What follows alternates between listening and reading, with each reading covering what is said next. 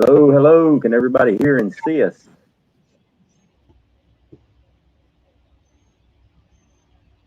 I'm hoping so. I think so. I see me. I don't see you at all. What? I see me on the screen, but I don't see you. What the hell are you talking about? I'm looking dead at me.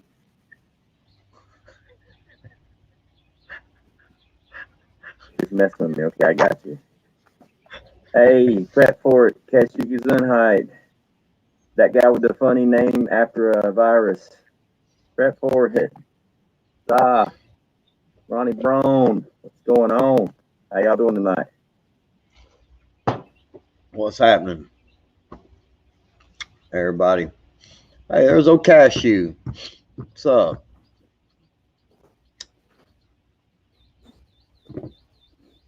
How's everybody doing tonight? Y'all get anything done today? I'm messing around for a little bit. Hey, what's going on, Hutch? Welcome to the show, brother. Hey, what's up, Hutch? Yeah, I ran around in a big city today, and I didn't like it. I tried to make a video, and that was another thing. After all the trouble I went through to finally get all the crap I needed for that rain catchment system, I I kind of ranted a little bit on the way home. I was like, I'm gonna make a video and rant about this stupid city driving people. I don't know why in the world there are people flipping cars over in the middle of the highway and stuff down there in the middle of the 4 lane and cutting people off. And I was gonna make a little funny rant video. And when I got back up this way, I kind of pulled over, set it to download, took off, got home. It was at 10% download, and that was after about 30-minute drive. And I was like, well, crap, maybe because I came out here and I was going to put a nice little icon on it, or whatever, a thumbnail. Just put some kind of funny face thing, and it still was like at 10%. I was like, man, what is this thing doing? I went in there and picked up the phone. There was zero service here. Wow. Somebody had messed up the cell phone signal thing, the tower, so they had to come out and fix it. So it just came back on just a little bit ago. Damn. It's like, man, this is ridiculous. Yeah. Probably gonna have to upgrade my internet here now that I'm gonna start doing a whole lot more stuff. See if I can get it a little bit faster. I mean, I did that 20-minute video uploaded today with that Filmora.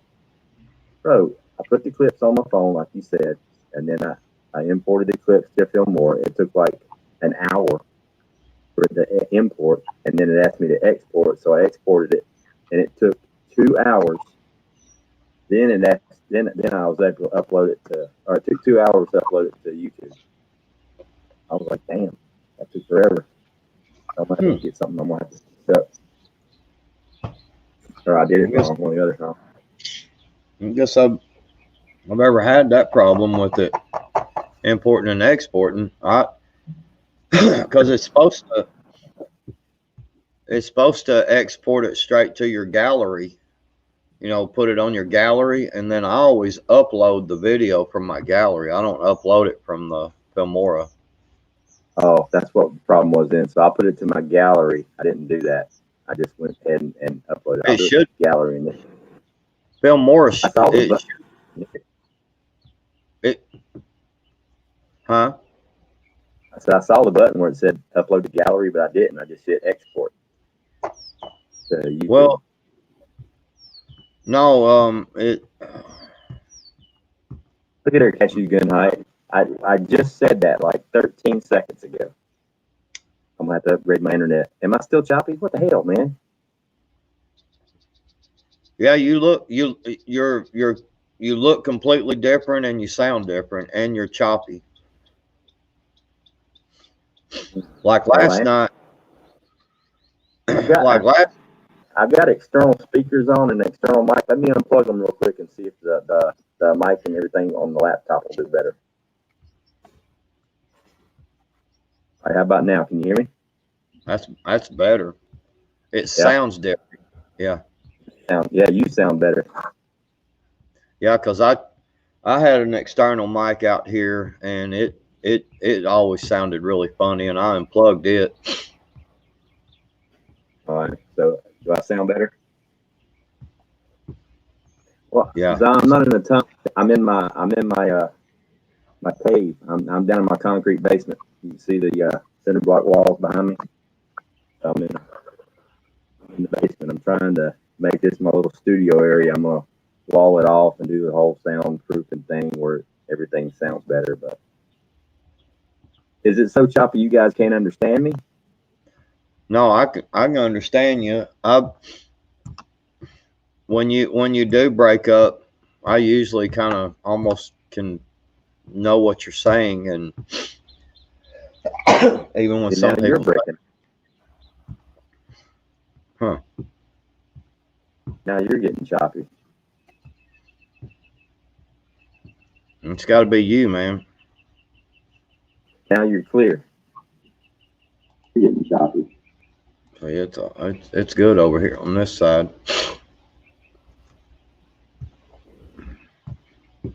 A headset, yeah.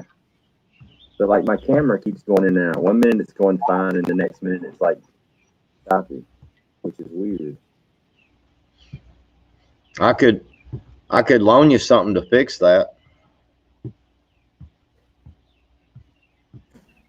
If you'll just take a magic marker and write forward on the side of that computer, it'll start working better. Is that Just right? just a mirror you just writing forward on it will make it run better. I have to get right on that. Definitely. All right, so we can start the show. Can you guys hear me? I mean, I'm choppy, but can you still hear me?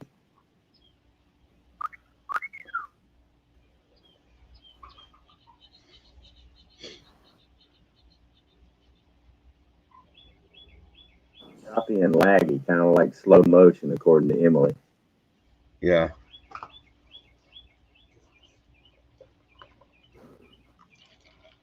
Still waiting to see if anybody in the chat. Can you guys at least understand me? Can we deal with the chop? Because I've got all the stuff down here in the basement to show you guys. Otherwise, I have to go back upstairs and hook up to the other laptop. I can't bring all this shit upstairs with me.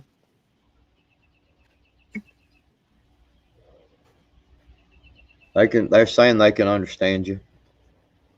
Okay. All right. So tonight's show was off-grid power supply, SHTF, alternative power, things like that.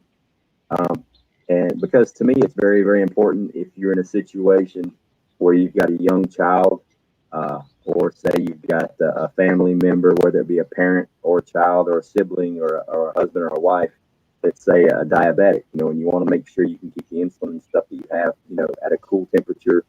And there's several reasons why you want to have power, if at all you can.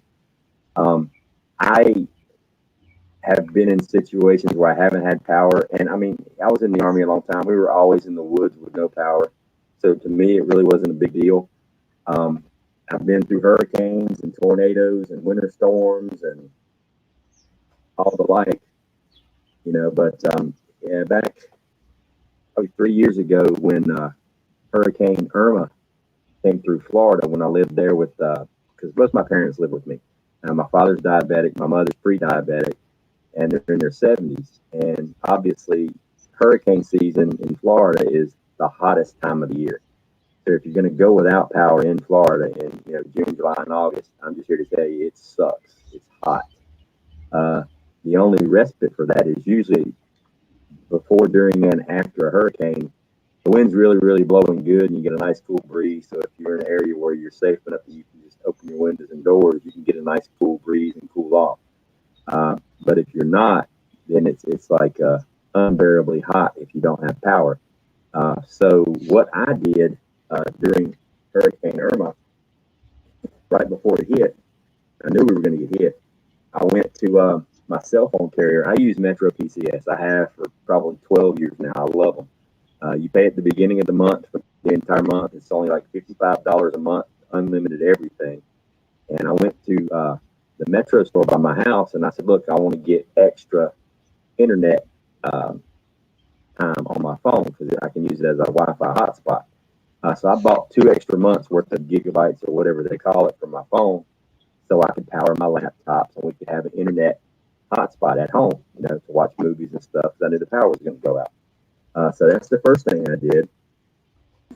Second thing I did was stop by Advance Auto, and I had already had this little power inverter. I had it for several years. I think I got it at Walmart. It's just a little power inverter. It's 120 volts. It's not going to power a whole lot, but it works really, really good. I had it in the car for my kids when they were young, and I would hook their little handheld or lap held DVD players into this in the back seat of the car, and they could watch movies while we're taking a long trip.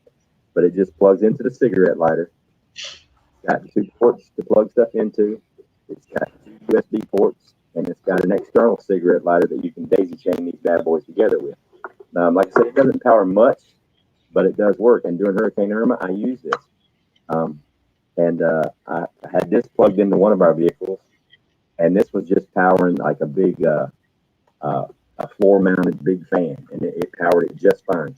And then I went by Advance Auto, and I bought this. I actually had 2 of them. This is a 750 watt power inverter, and this thing is awesome.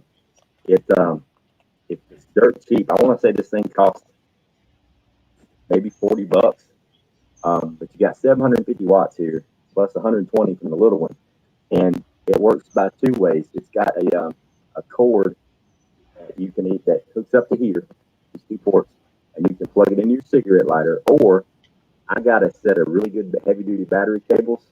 I cut the ends off, and I put connectors on it, and I hooked battery cables to this, and I hooked it straight to my battery in my car while it was running. And then you got your plug here. I put a drop cord in it. I ran it in the house. It's got a couple of fuses. It's got a fan.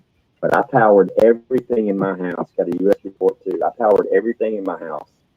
2 nonstop laptops running, the internet routers, everything was running through my phone. The TV, every fan that we had, and my mini fridge in my room that I had my father's insulin and stuff in for 4 days off of this in my car. So basically I turned 2 of my vehicles into basically portable generators. And it's what a lot of the motor companies are doing now, especially Ford. In their pickup trucks, they'll have an AC port in the back of the bed of the truck where you can just plug tools into it and crank the vehicle and run it, which is basically, it's just a big ass generator with wheels, which is what these things basically do for your vehicle. It's a very, very cheap alternative if you don't have a gas powered generator. I would suggest everybody, I mean, you can get these things at Walmart, Advance Auto. They're really, really cheap, and they work really, really well. Yeah. Another thing that we had, what? We that's what we do at our deer camp because we don't have no electricity there, and Yep. I just take the trolling motor batteries out of my boat, and then we've got a inverter up there, and we've got a DVD player and a TV, flat screen up there. We've got a couple of fans, and which it's usually, gets kind of cool, but we have some of them days where it kind of warms up, and because we just got that little, it's a well insulated building with a tin roof on it, it gets kind of warm in there. And after about, we can watch 2, sometimes 3 movies a night, just depending, because it gets dark real early during deer season. And Right. we can watch at least 2 movies. Sometimes we'll watch 3, and that'll go for a couple of days on one battery, on one trolling motor battery, and then deep cycle. And then what we'll do is, like that 3rd day when it starts getting low, is we got a set of jumper cables, and all we do is start one of the trucks when we come in for lunch, and we're going to kind of hang around the deal for a couple hours and just plug that plug them jumper cables straight off the battery of the truck to that battery and just start it up and let it run, and it charges us up in about 2 hours, and it's ready to go again for 2 or 3 more days. Sweet. Another option I did that everybody should have is one of these little hand crank emergency radios. It doesn't need batteries. It's solar powered, plus hand crank, and it also comes with a flashlight. And it's got your USB port, charge your phone. So literally, you can plug your cell phone into this and give it some serious crankage, and you can just charge your cell phone using this hand crank AM/FM weather radio, emergency weather radio. So this right here is probably one of my favorite preps because it does a lot. It's got a flashlight, you got a radio, you can charge your phones or anything that needs to be charged off of a USB port, which is awesome. Next option for you guys, which is dirt cheap, is these Patriot power cell type deals. These work great. They're solar chargers. Just let them in the sun. They get a charge. They got amazing LED flashlights in the front. They're super bright. You got your dual USB ports in the back. You can charge a variety of things off of this with the sun. These things are really. This is a must-have in a bug-out bag or anything like that. Yep. I just bought. So we had this one, and I bought this one. I bought 2 of these the other day, and it's the same thing, except for it's got the fold-out panels to give you a lot more charging power. It charges faster, and gives you a lot more power. And it's got the flashlight on it and stuff. Here's another little tool you can get off of Amazon. These things were dirt cheap, and they come in a pack of 2. And I have been using the crap out of this, especially in Florida when I had my aquaponics on my back porch. I would just grab this little crank flashlight. It's solar powered, and it's got a hand crank. And I mean, it's just crank it up, you got lights. And I mean, this thing, I love this little thing. I think I got 2 of them for like $12. And I mean, it doesn't do anything other than be a flashlight. It has no cool stuff on it, but it is solar as well, and it's awesome. It works great. What is that saying?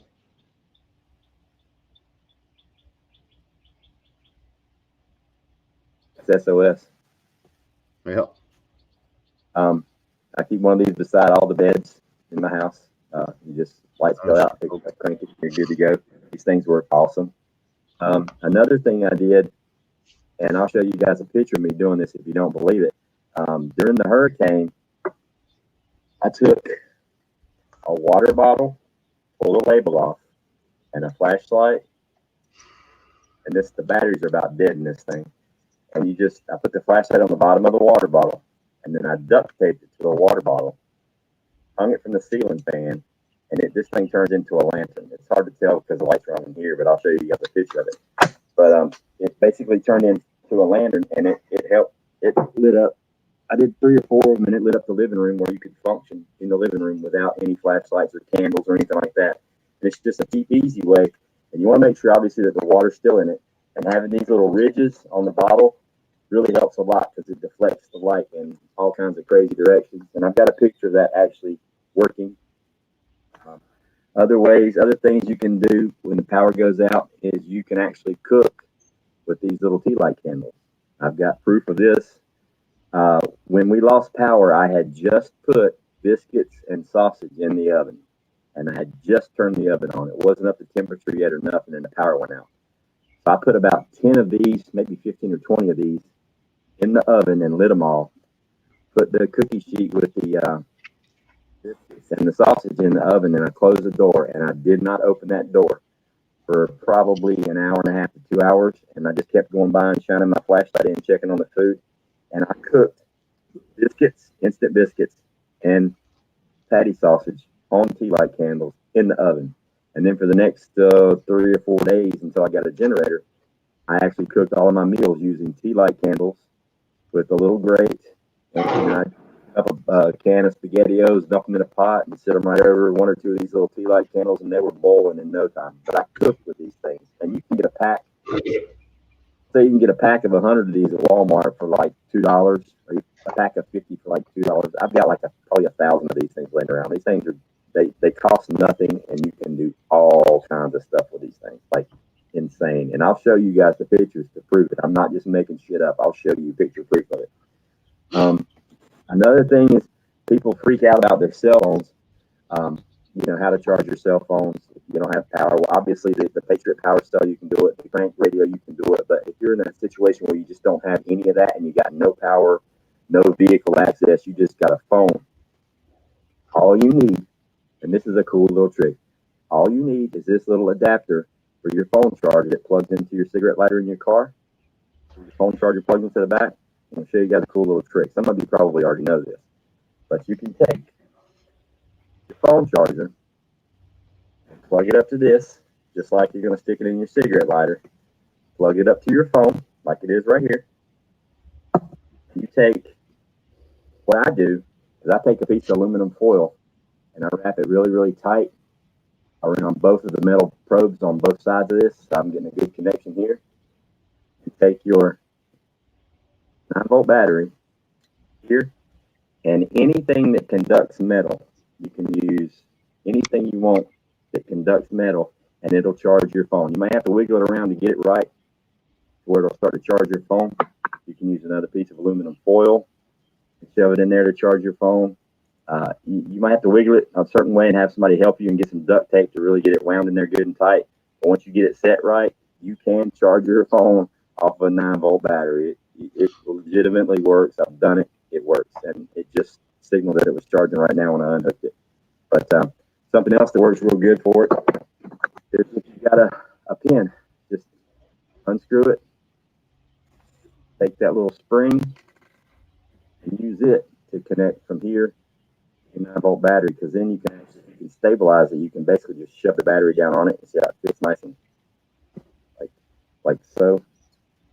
Just shove down on there, and you can charge your phone with a 9-volt battery.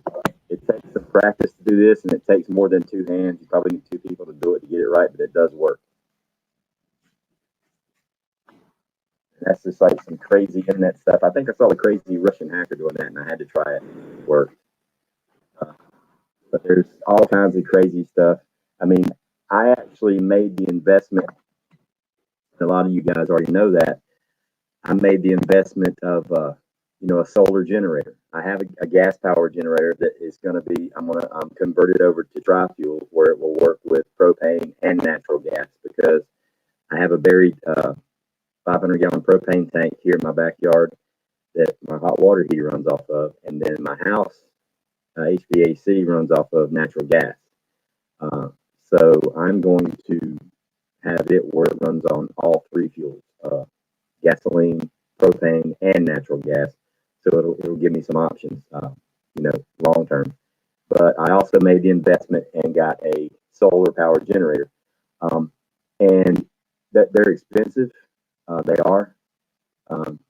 But I financed it. It was like $40 a month, and then you double up on the payments. You pay it off in 2 years, and there's no interest, so it's really not that big of a deal.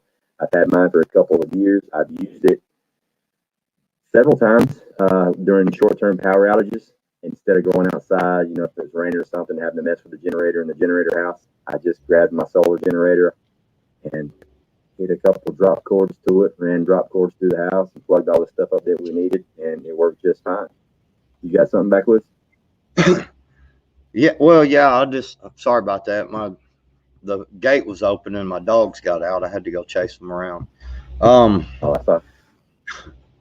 Anyway, no, I know I read this article about this Amish guy, and he basically took and made magnets on this belt. I don't know. He had these other deal built. It had magnets on it, and it was hooked to a generator on a car, an alternator. And right. Man, he spun that sucker, and it just kept free spinning. It wouldn't stop. Yeah, I'm gonna start getting. I want to get creative with some magnets and figure a way to make this perpetual energy thing work. I think because magnets are just badass if you get them working right. Yeah, he had some kind of like a he had some kind of a little deal on it that basically it was it would he could like move the magnets further away and it would slow it down. You know, man, it was really cool. I tried to find that article and I can't find it. I would Oh, love to have found it so I could, because it had a little video and I wanted to show that video. yeah. Oh, here's the. All right, I'm gonna show you guys some picture proof of hurricane cooking with tea lights here, just so you guys know I wasn't bullshitting. I want to show you that it really works. And this is how I ate for a week. All right, I'm gonna go with solo layouts. So everybody can see it. This is cooking with tea lights in a frying pan on a cookie sheet. Remember what that was? I think maybe that was a sausage. Oh yeah, there it is. The picture you can see a little bit better. I got a light shining on it, a flashlight. And I just took that, stuck it in the oven, and it rock and roll did just fine. Took a little longer, but did just fine. There's the drop cords coming out of my car, one of my vehicles that was running off of the two power inverters, and they come right through the front door of my house and powered everything for days.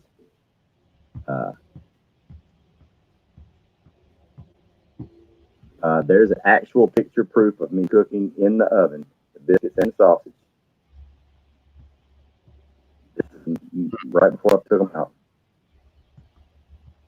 There's the lantern with the hot water bottle. That bright spot that's how bright the lantern is with a hot water bottle. I mean, with a water bottle. It's crazy. It really puts off some. And this, I don't know if you can see in this picture, but there's the two hot water bottles hanging from the ceiling fan, and over there to the right of your screen, you can see my mother's face. It's pitch black, dark, no lights anywhere in the neighborhood, and it doesn't look bright, but it's pretty damn bright. Me looking at the phone, I can see the couches, chairs, everything in the living room, but through this camera, you really can't see it. But it's pretty amazing what you can do when you get creative with different types of power sources and stuff. But I just had a blast. I mean, the hurricane went nuts, and I was teaching people how to make lanterns. I was teaching the people in the neighborhood how to use their car as a generator, things like that. And it was pretty unique. But what are you gonna do? It's what it is. You got to make it work. But it was there's ways to get power. You just have to get creative. I mean, you can see going through the front door. There's the drop cords coming from the car, powering everything in the house. It was rocking and rolling just fine. It was a learning experience, but it was really cool. It was pretty neat. Pretty neat.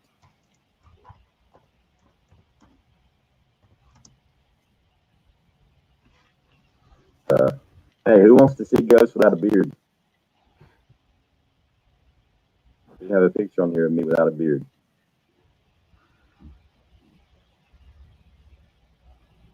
Somewhere. Okay. But let me get this thing off of solo. But yeah, so there's a lot of cool ways you can get creative and make things work. You just have to get creative and make things work. I mean, I had plenty of charcoal. I had a grill. I just never felt like going outside and cooking on the grill. I just did it right in the stove like I normally did. It was not a big issue. Yeah, there's a way you can also use a washing machine for into a water powered generator. Yeah. I've never done that part, but I know you can. I just don't know how. Well, this guy has a creek, and it's basically running. The water is running into and spinning the washing machine. And I've seen that video. Yeah, he gutted the washing machine. Yeah. Yeah, he uses it to. I'm trying to think of how he does it here. I found this video actually, but he pipes the water down. It hits the machine. It hits the barrel and spins it, You got to And I do think, some first thing to the motor or something. You got to turn it from a motor into a generator. It was pretty cool. yeah, you got to take it and like flip it over or something, man. I can't remember exactly what it was he does, but he likes takes something and flips it over. There's a cool video on YouTube called Angry Ram, and he does that, and he waterproofs it and everything, and he says I've been living off grid for a few years now, using a converted water powered washing machine motor to generate more than enough power to run all the appliances and hot water I use in my house, as well as powering all the tools I use in my workshop. In that time, I've saved many thousands of dollars and all that. And man, he shows how he builds it and everything. It's really, really cool. And if Yeah, you've got to run the creek, oh Lord, no beard, just a goatee.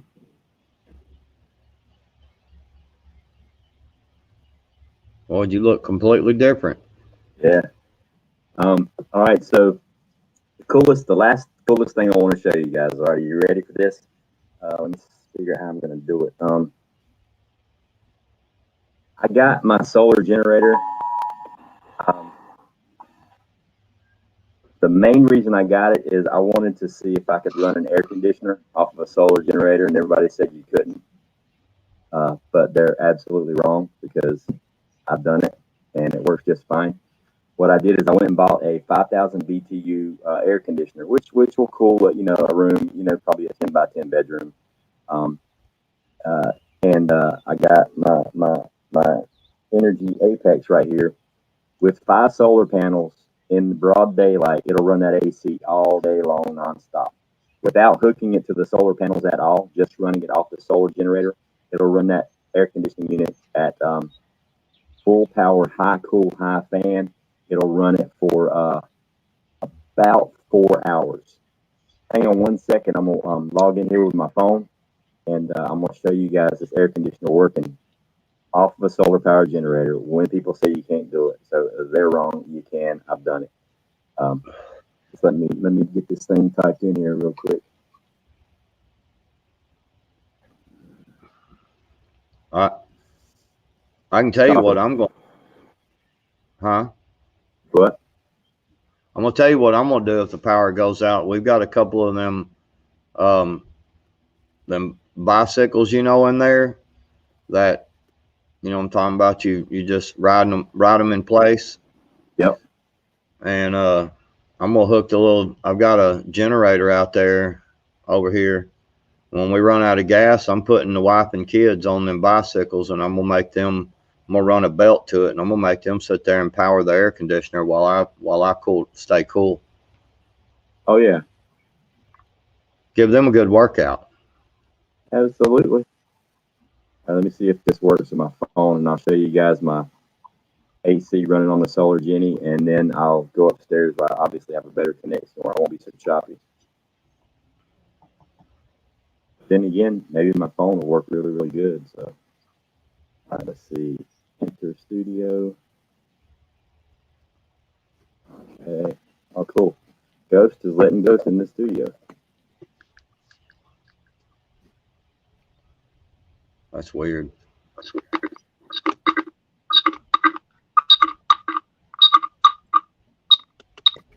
What is that? What's that? You'll have to mute. Yeah. All right, is that better? Yeah. All right. So let me put this on solo.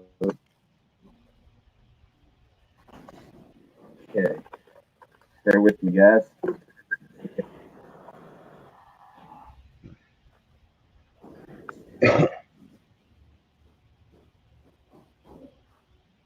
All right. Solar generator.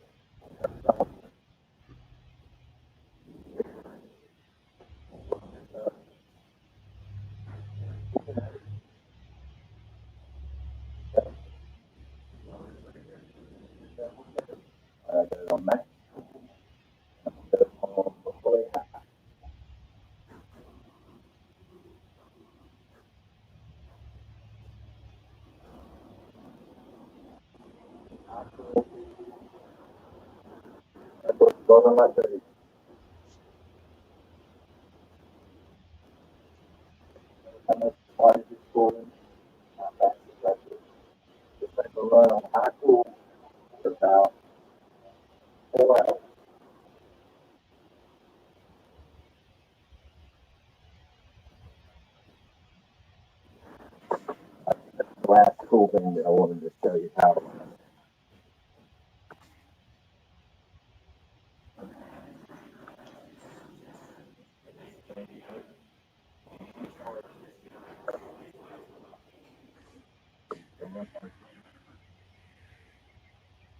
Run a full-size refrigerator for I want to say a week, maybe longer, actually. Now, is my stream on my phone better? What?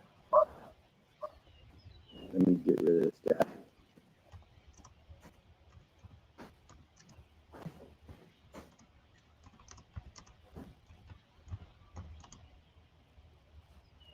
All right, I'm back.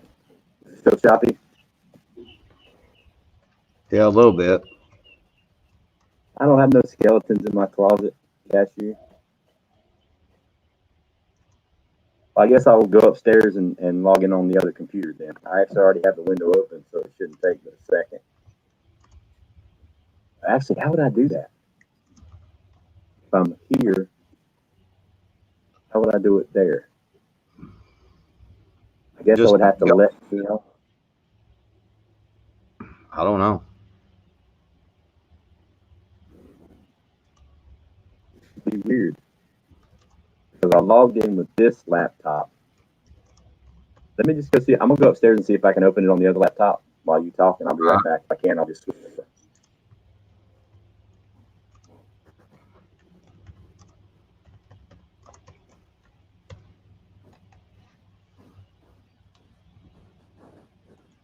There we go. Think he has some skeletons in his closet or under his bed?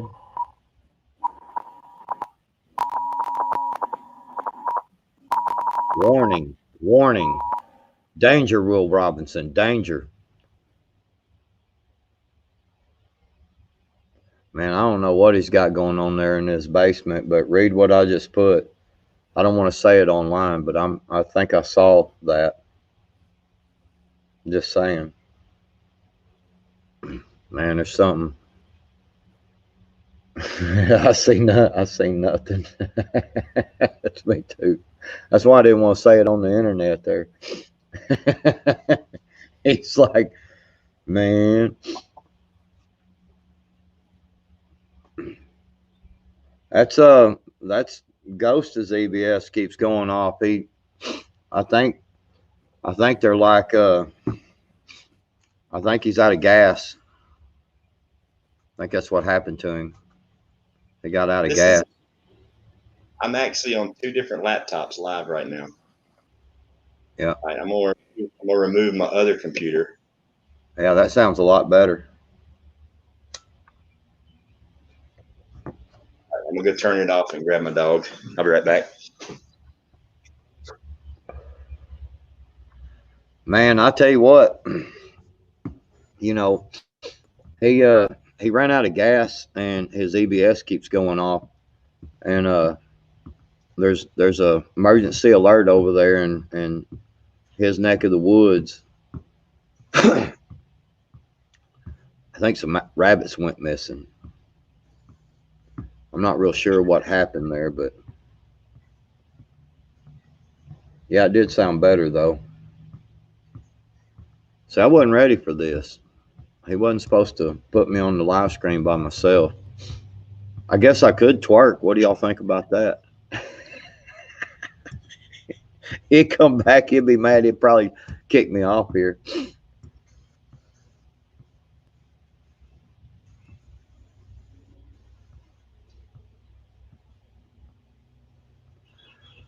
I don't know. What do y'all guys think, man? Y'all have a good day today? Did anybody do anything for prepping today? Because I know I got all my stuff and got half of my water catchment system put up today, and so I got all the stuff to complete it. And luckily, the rain has moved out one more day, so I've got all day tomorrow to finish it. I had a lot of trouble finding parts today. No, Klingon, you should have seen when we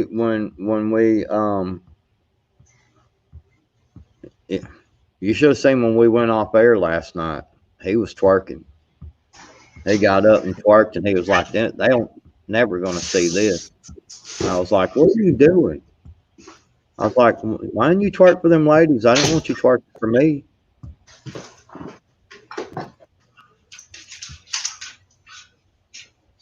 Oh, can you hear us now? Yeah. Okay, yeah. So anyway, so solar powered is the way to go. Don't ever think that solar power won't do a lot for you.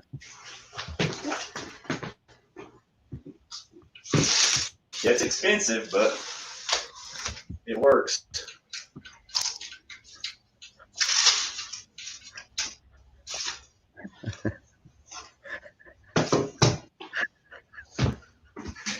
Okay. All right. How's that?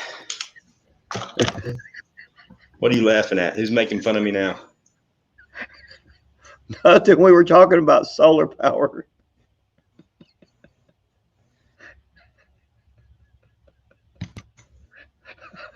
What's so damn funny?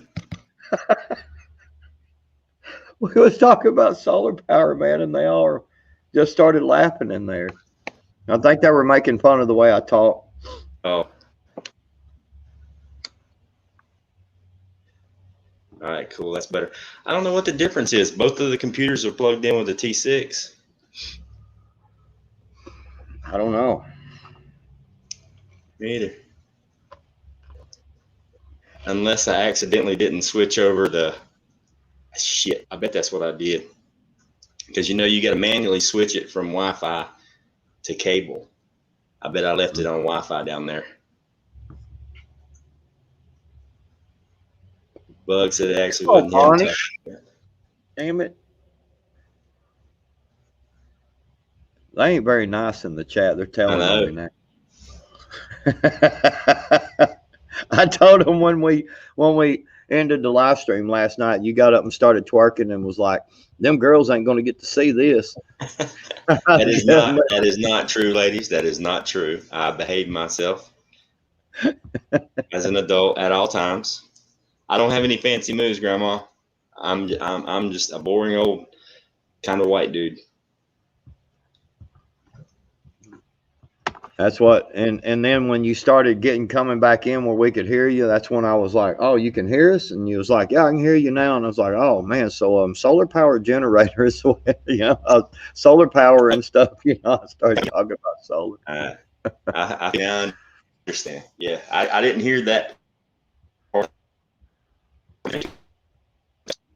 So, but yeah, that's kind of crazy. I'm literally in charge of the 2 different devices. I didn't end it, but I don't think it will actually. I checked today, and my estimated watch hours are like 4,100. So I should be over the threshold with room to spare, hopefully. Kicking it Homestead, what type of deep cycle battery puts off high amounts of amperes quickest to charge a 200-watt solar panel? The best batteries for solar panels are solar panel batteries or deep cycle marine batteries. A lot of people use golf batteries. Yeah. I mean, you can use lead acid, but I mean, you can only use like 50% of the power or you'll destroy the battery. Mm-hmm. Yeah, That's why deep you want to cycle go with batteries. deep. Yeah, that's what you want. Mouse toes is in here. What? Mouse is in here. What's going on, Mouse? Yeah. Let's see if I can't go ahead and get So some here. Go some ahead. what? Post some links. No. Yeah, I mean, there's a lot of different power sources and stuff, and it's I hadn't checked into a whole lot of these different types of power sources. I did look into that magnet thing because I really thought that was just really cool, and I've It actually is. got an alternator. Well, it's a little power motor, out there, and I think it would be cool to see if I could make it run.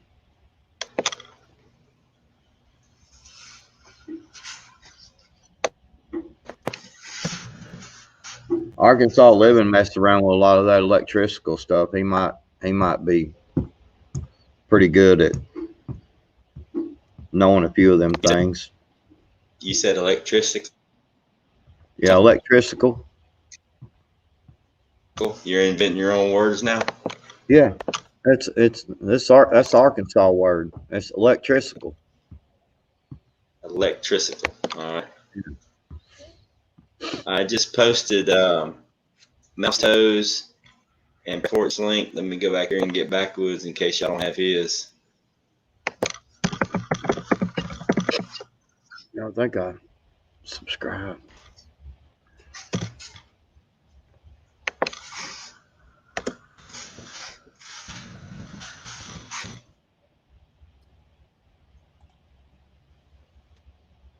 I thought I was getting a shitty signal down there. I was going to turn use the generator and show how much power it was putting out and all that good stuff.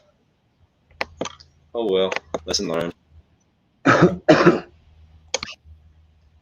All right, there's Backwoods and Preppins. Jenny. I think that there's. I know I would like to make it where I can have that switch. We had been talking about that where we could where I could hook my generator to my house. Just flip a switch over there and basically hook my generator up. And Yeah. I tried to talk to Arkansas about it, but he don't never want to talk. Well, my generator in Florida, I hooked it up to my house. They have a thing called a shit. There's a switch you can buy at Home Depot, and you can wire your generator right into your fuse box and just flip a switch. God, shit, what's it called? I can't remember now, but there's a switch that it's like $140. Lady Hammer, what is your question? Let me go back and look and see if you already posted it.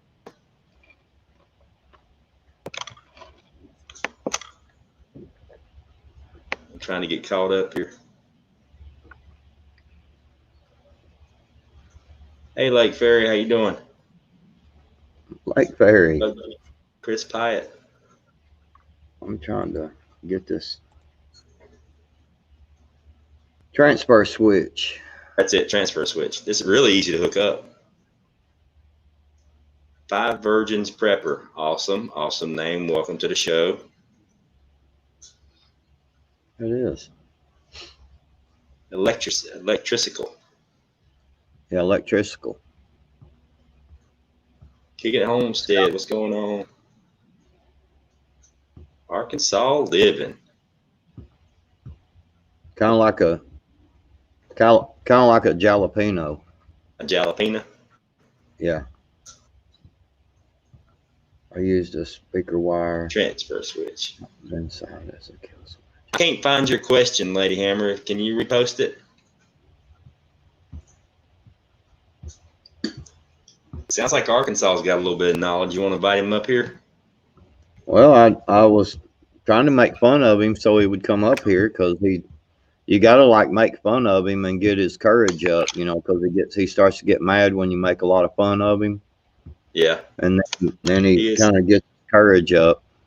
Yeah, he is kind of delicate. Yeah, he kind of.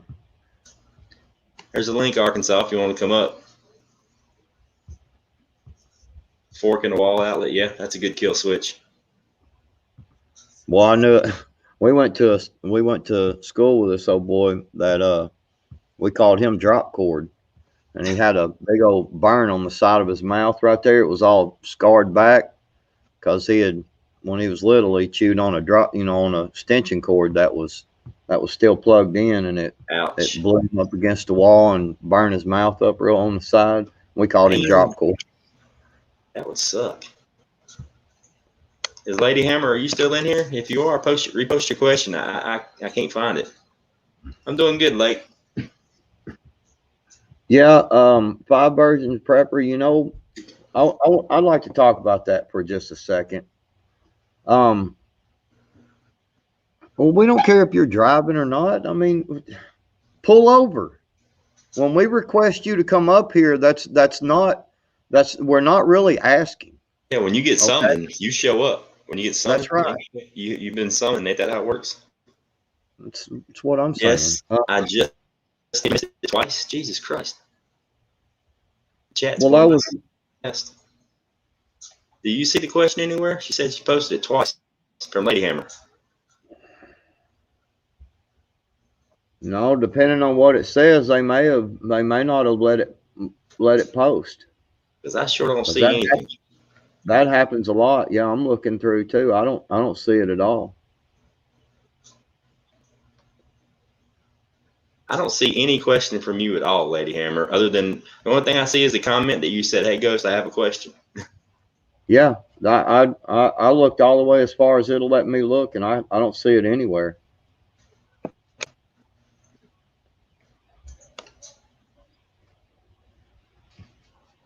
That converter thing you were talking about earlier. Converter thingy, not my jiggler. The converter thingy. You mean the thing I showed at the beginning of the video, the power inverter?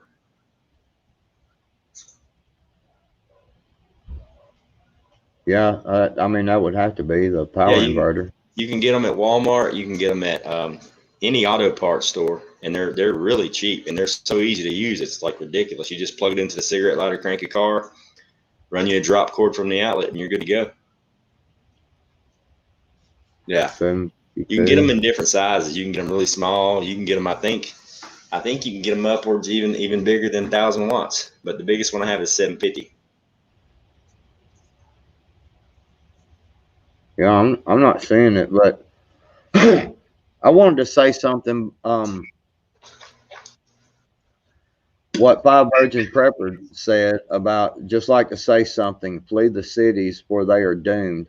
I'd really like to say something about that, because can you use it in the house with a car battery? You can, but it is very unsafe to do anything with a car battery. I was a firefighter, and I can't tell you how many house fires I went to that were started because people didn't want to pay electricity, and they were using a car battery to power stuff in their house. I would not do that. Now you can just hook it to your car battery in your car and crank your car and let's let it idle, and then plug up to it outside and run it into the house. But I mean, now you could do it from a car battery. Just leave the car battery outside. Put it outside in the yard somewhere and run you a drop cord inside if you wanted to do that. But I wouldn't do it in the house because there's an open electrical connection there. You don't want to get electrical. You don't want that electrical putting sparks out all over the place. I saw a Ghost video on that and went out and bought the biggest one that Wally would have had. Sweet, 400 watts. There you go. That's enough to run a old mini fridge. That's enough to run 2 or 3 fans. That me going to the big city today. That big was one thing. Conway. Yeah, I'm gonna tell you, dude, that place is freaking packed, man. And I'll tell you, as quickly as everything traffic jammed up, I thought, man, if you really had to bug out of here like in a quick hurry, that'd be a son of a gun, man. Because I sit there and I was looking and I kept trying to stay over in that one, over in the turning lane, you know what I'm saying, where I could dip out, through a parking lot or whatever. And just, it made me, I didn't like being down there today. I was thinking, man, if something bad goes down, man, it's going to be a bad deal getting out of here. Yeah, that's why I don't mess with them cities, brother. Milkmaid said that's another reason why she keeps the tanks full since her generators are broke. What's wrong with your generators, Milkmaid? 9 times out of 10, it's a fuel issue. It means somebody left gas in there and it got gunked up in the lines or in the carburetor. And one thing I always stress is keeping extra fuel lines, keep an extra carburetor. They only cost like $30. They're really not expensive, and that's even the good Honda carburetors. They're pretty cheap, and they ain't but 2 bolts. They're really easy to swap out.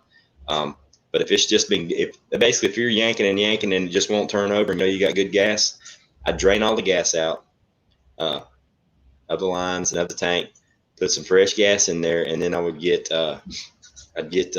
I'd flush out the lines, pull the lines loose, blow through it, clean them out as best you can, and just get a new carburetor, bolt it up to it, fire it up, and from now on, when you stop your generator, you turn the gas off first, and you let it run through all the gas and burn all the gas that's in the line and in the carburetor. Then you turn the power off to the generator.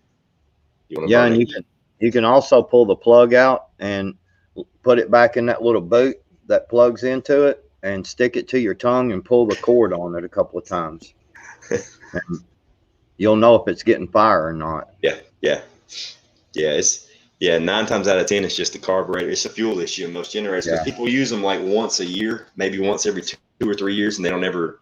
You should crank your generator every month, like every month, crank it and let it run for 4 or 5 minutes, just to burn a little bit. But you turn the fuel off first and let it burn all the fuel in the system. Then turn the generator off. If you just turn the generator off, that fuel sitting in the fuel line and it's sitting in the carburetor, and it'll just get gunked up. It'll get moisture in it, and it'll shut your system down.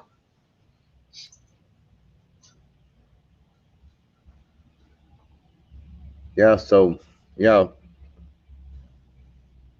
No, I'm not. I promise, Milkmaid. I was just kidding. Somebody say light bulb in there? What? Light bulb. A light bulb? No, bulb. It's light bulb. Like a light bulb? Yeah. What about it? Well, somebody said light bulb in there. Oh. I don't know. Phoenix, what's going on? Something else when it all goes down. Watch out for the squatters. Well, they need to watch out for me. Demeter Solis, what's going on? How you doing today? Yeah, I had a pretty good day today. I mean, I slept late because we was up all night talking on the internet. Yeah, so I had a lazy day today, but I did get some stuff done. Messing with my rabbits. Had to go out and play with Za, my rabbit Za, named after Zani. Or Zane, Za. Yeah, Za. We went through that last night. It's Za.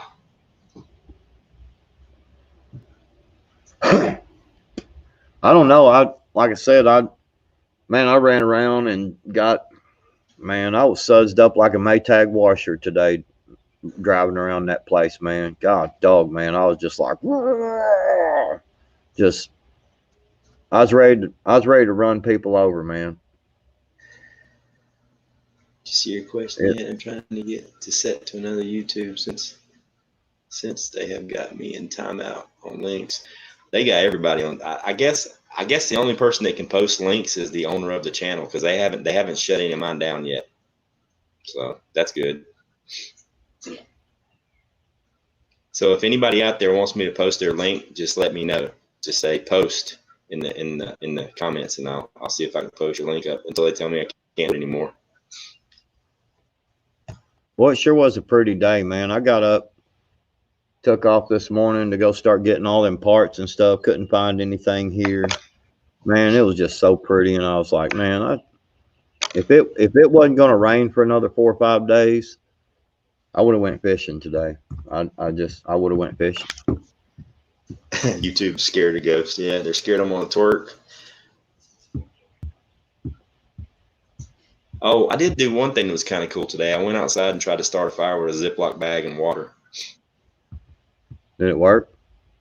It would have worked, but today was super, super cloudy. Like I'd have bright sunlight for about 30 seconds and then it'd be cloud covered for 30 minutes. And I was like, shit. Right when I got it dialed in good and I was getting a good beam, the clouds came out. Which is a perfect scenario of what you're gonna have to deal with if you're stuck in the woods with nothing but a Ziploc bag and water. I mean it'll work, but wow, it definitely ain't gonna work at night. Bushcraft Family says just post him a link to $3 million. I've been trying to find that link.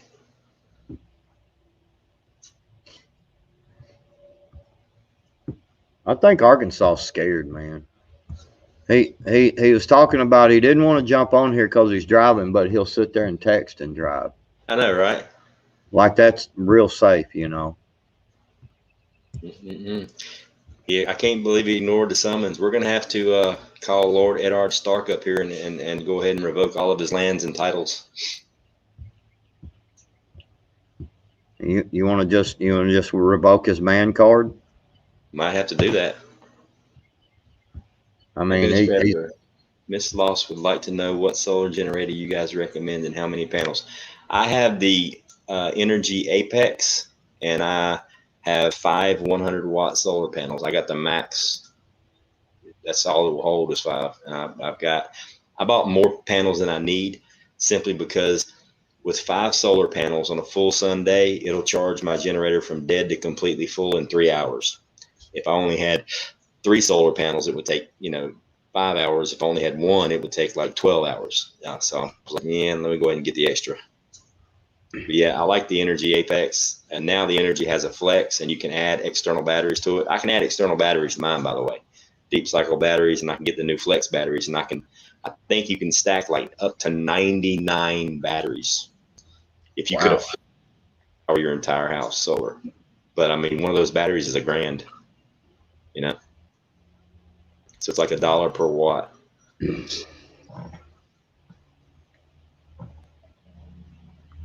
But yeah, definitely look up Energy Apex, and it's spelled with an I, I-N-E-R-G-Y, Energy, not E-N-I-N.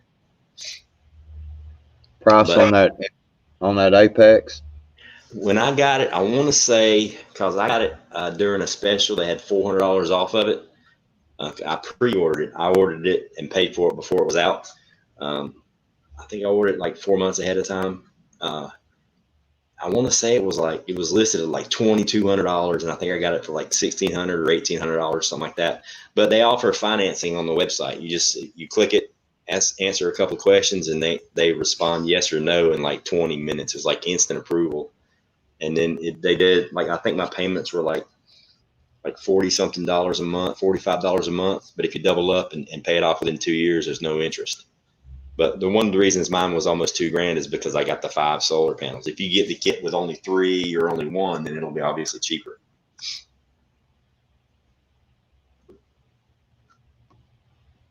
Don't most of the time don't ladies say, dude? Yeah, dude. I thought so. I'm just curious.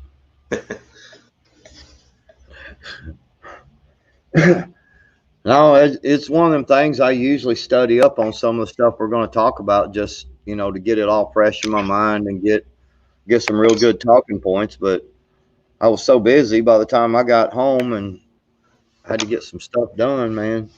Like the thing is, if it's a true grid down scenario, so grid's completely down, it's going to be down for an extended period of time. Any kind of power source other than solar or wind or water is going to be a short-term fix to a long-term solution. Your generators, you can only store so much gas. You can only store so much propane. You can only use so much natural gas because, yeah, as long as there's gas in the lines, you're going to have power to your house, or you can use your gas. But what happens when all their transfer switches and all the stuff they've got quits working at the plant? You know what I mean? So that's all. Any kind of power generation that isn't natural, it's got a lifespan. So wind is awesome, but it's unpredictable. Water is predictable, especially if you've got a river. And now they've even developed stuff that works 2 ways in the ocean. That it works on the tide, which I think is going to be really cool when they figure that stuff out. Well, Yeah, the one thing that I really see that, you know, the one thing that bothers me about, hey, Red Road, the one thing that bothers me about if it's a real grid down and it's like really, you know, it's like really like straight up, it's a couple of months into it. Like you said, you know, you're only going to be able to store so much stuff, fuel, things like that. The thing that bothers me if you're doing solar and things like that, you're gonna just about be a lit up target. Oh yeah, If you're running lights, you know, you're doing this. I mean, you're gonna be a lit up target, man. yeah. Your house is gonna have to be light tight if you're gonna use them at night. Yeah. I I mean, mean that. in a perfect world, you if you can make power, you're gonna want to probably use most of it during the daytime. You know, except for things like your refrigerator, things like Right. that. Quiet, you know what I mean? But like as far as lights and stuff through the house, just get used to doing things in the dark, or yeah, a whole lot of duct tape and some blackout curtains to make sure your house is light tight, and then do whatever you want. Candles, you know, like they did in the old days, man. That's Yeah, that's kind of the one thing that, you know, when I see a lot of people talking about getting all this stuff, all these generators and you know, I've got generators and stuff, you know, for short term, but you know, like these solar systems and solar panel systems and stuff, man, I don't know, you know, it's you know, at nighttime people are going to be out wandering around. You know, if they see a little bit of light in your house, they're like, yeah. why has it got lights? You know. I mean, in a real grid down, society's going to revert back to the 17 and 1800s. You know, when it gets dark, you go to sleep. When the sun comes up, you wake up. You get your stuff done during the day.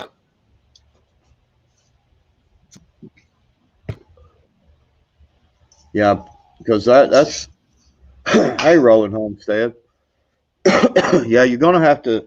You're definitely gonna have to. If it's a grid down, you're gonna definitely have to do the. Yes, I will do that, Dark.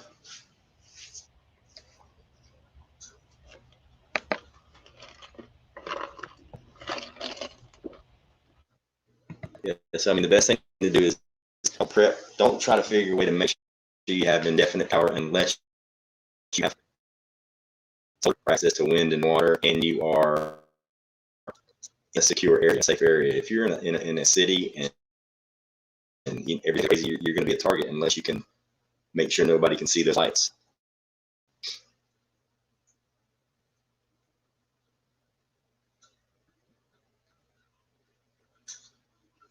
Yeah, Milkmaid. Well, we changed the line to 8 o'clock instead of 10 o'clock, so hopefully you can catch them. Hey, Roland, what's going on, brother? How you doing?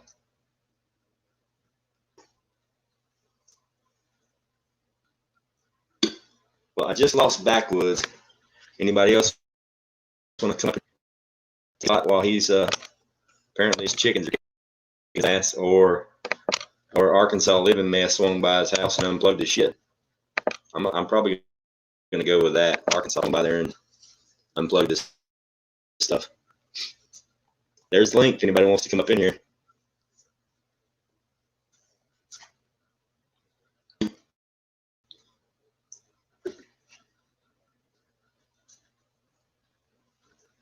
Yeah, but like for a short term grid down, obviously generators, solar generators, you know, power inverters, things like that. But long term, with no access to fuel, go ahead and get ready to just do things during the daytime and sleep at night.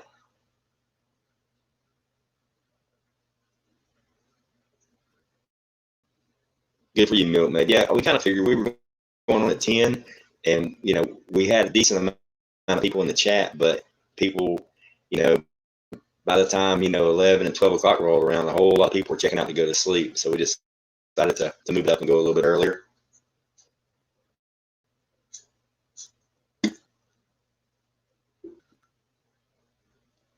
Rolling still.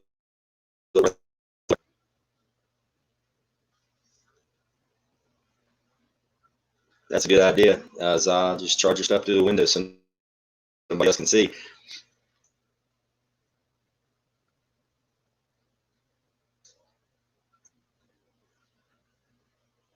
Do it now. Yeah, prep for it. Do it now. Yeah, now's the time. It's never going to be cheap as right now today. The price of everything is going up.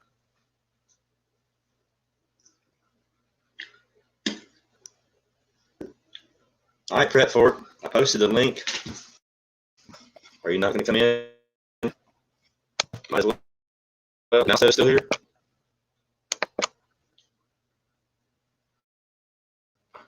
Come on, milkmaid, take the dare.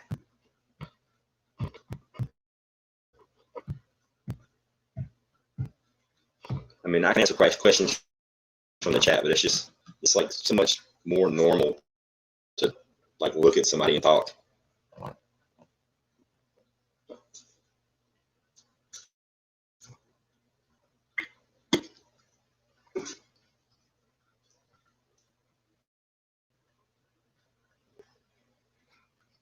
Blackout curtains and foil can help, yeah.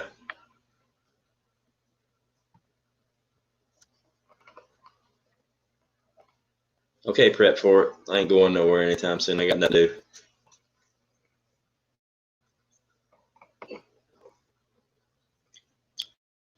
So I think Milkmaid's going to come up here and prep for it's going to come up here. That'd be cool.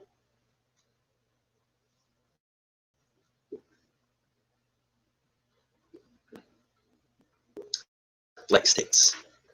Is that kind of like electrical?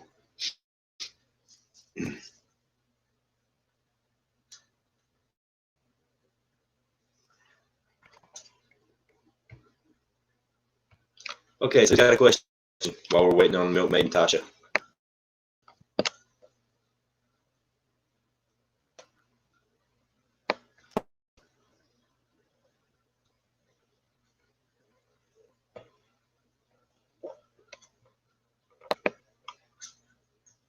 Cabin wouldn't be big enough for what?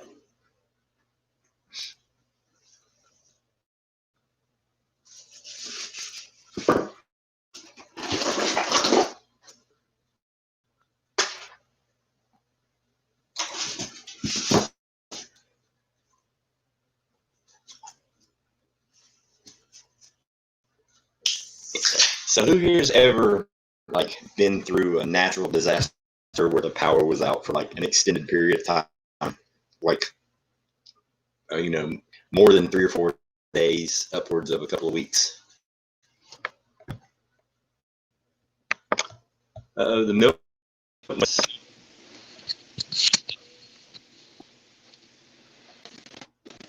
Hey, Hello there. How are you doing? good. So, fair warning, my internet sucks. So, if I'm really bad, just tell me and I'll get off. Well, sounds fine to me. I mean, it's kind of choppy, but the picture's good. Oh, yeah, you're choppy as hell. Hold on, let me see if I can shift. Is that better? Yeah. Maybe? So how you doing? Oh, man. I'm hoping it is. Am I bad? If I'm bad, just mute me and cut me out. I can hear you fine. Can you guys in the chat hear? Oh, now we lost her. Well, that answered that question. I guess their connection is bad. Winter in Texas down for almost a week. Yeah. Hurricanes on the Jersey Shore.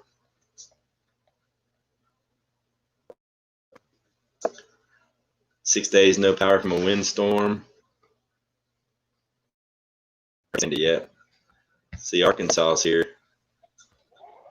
What's up, brother? What'd you do with Backwoods? Backwoods dropped off about 10 minutes ago. I figured you swung by his house, unplugged his stuff. Oh, there he is. It did it this morning, and they said the internet here has been just glitching off, and it'll stay off for 4 or 5 minutes, and then it just comes back on. Yeah. Hey, Mrs. Lost. Look, there's a good one in there. This is me. That's This is you. me. Who My is you? cooler is charging down there. Ain't your name Pickle? No, my dad didn't give me a pickle because we run out. We run What? out. You need to get a new dad. He's dropping the ball on Because that my one. fuller, Mama, I put my fuller to charge down there. It don't. It's not where it goes. Hey, Hey, Miss Lost. Another option is to just go on the website, inergy.com, and you can finance that stuff. I mean, you can get the max package like I got, and your payment's going to be like $50 a month if you want to get the solar generator now. Because I was like you, I didn't have the cash in the pocket to get the whole thing, but they offered financing, and I'm like, well, I want the damn generator, so I got it. do that. Click that one to changes. There you go. Fine. There we I are. was too close. I was too close. I felt like I could have gave Arkansas Sugars just now. That's probably why he ducked off. He probably turned his camera off and was trying to give me sugars. He just didn't want everybody to see it. Man, Laura says that they had a tornado that killed 2 teenage boys 3 miles from her, and they were without power for 2 months. Wow. That's a long time to be without power. But the thing is, after about 72 hours, you kind of settle into it. You get into a groove, and you figure things out. There she is. What's going on, Tosh? That's me. Hi, How guys. you doing? Sorry for the echo. I didn't. Goodness. Not much. Not much. How are y'all doing? I heard something about Backwoods giving Arkansas a kiss. Yeah. Oh, he was It giving me happens. sugars. See, look, Y'all trying to make out over here. he's the one does it all the time. Always trying to get somebody It sugar. is. Well, I sent you Valentine cards and everything else. You gonna get on here and talk a bunch of smack trying to get me to come up here. Now you won't even give me a kiss. Oh my Man, gosh. that Valentine's card made such an awesome target, man. I shot that thing all full of holes. Well, that's the same thing I did to yours. Just gonna break up with me like that and not even talk to me about it. I got to have some closure, son. Right on. 3 beards and a lady. Oh my gosh. 3 beards and a lady, huh? Hmm. Who are you calling a lady? No, I'm just That's what Bug Dude said. Funny. Yeah. Got done with all my stuff today. Washed all my jars. Oh boy. Next time, I did put a survey, if you will, on the community chat about doing a live stream canning tutorial. Everybody jumped on that. It's like 100% yes. Heck So, yeah. Figure a day and a time out to do that. Even the ones that don't want to be canning up on the panel, they can still be canning right along with everybody else. Yeah. From Well, the their great thing is kitchen. we can still chat because it's like you do a little bit of stuff, you put it in the canner, then you got an hour and a half to bullshit Yeah. and talk. You just got to check the jiggler, you know? Just remind everybody during that to check the jigglers. Mm-hmm. It was funny last night. Everybody reminded me. They literally set their own timer. They're like, Ghost, okay, it's time. Yep. It was funny. They were like, go check it. Go check your jiggler. It's time. Your stuff's ready. Your stuff's ready. Yep. Man, it was a really nasty live stream last night. They kept talking about jigglers and waxing cheese and all kinds of stuff. And wax and cheese. Yep. Yeah. Oh, you missed it, Tasha. Earlier, I showed a picture of me without a beard. I saw it. I seen that a little while ago, and you was making fun of me about not having my beard anymore. Well, I think yeah, both but of you fellas look better with your beards. You're both handsome Okay. men, but I think the beard just tops it off. I just think both of you look so ruggedly handsome with those beards. Don't you agree, ladies? Yeah. Totally freaked me out when you shaved yours, Arkansas. I thought somebody hacked into your channel and was posting crazy videos. Like, for real, I didn't know it was him. I freaked my husband out when I shaved mine too, you know, but Golly. $16 for a dozen jars at the co-op. Yeah, they're gonna make their money. Yep. Is it There was plenty. There's plenty at my Walmart. They had probably 20 cases on the shelf today. No lids, but ours is still pretty bare. They had the larger size jars, but they didn't have the smaller ones. All of those get sold out as soon as they get on the shelf, and then the lids was very few, so I just grabbed. There was about 12 of them there, so I grabbed like 4 of each kind. 4 of the large, which is all I could get. right. Yeah, I'm just lucky I had stocked up beforehand, so I still had plenty. Yeah.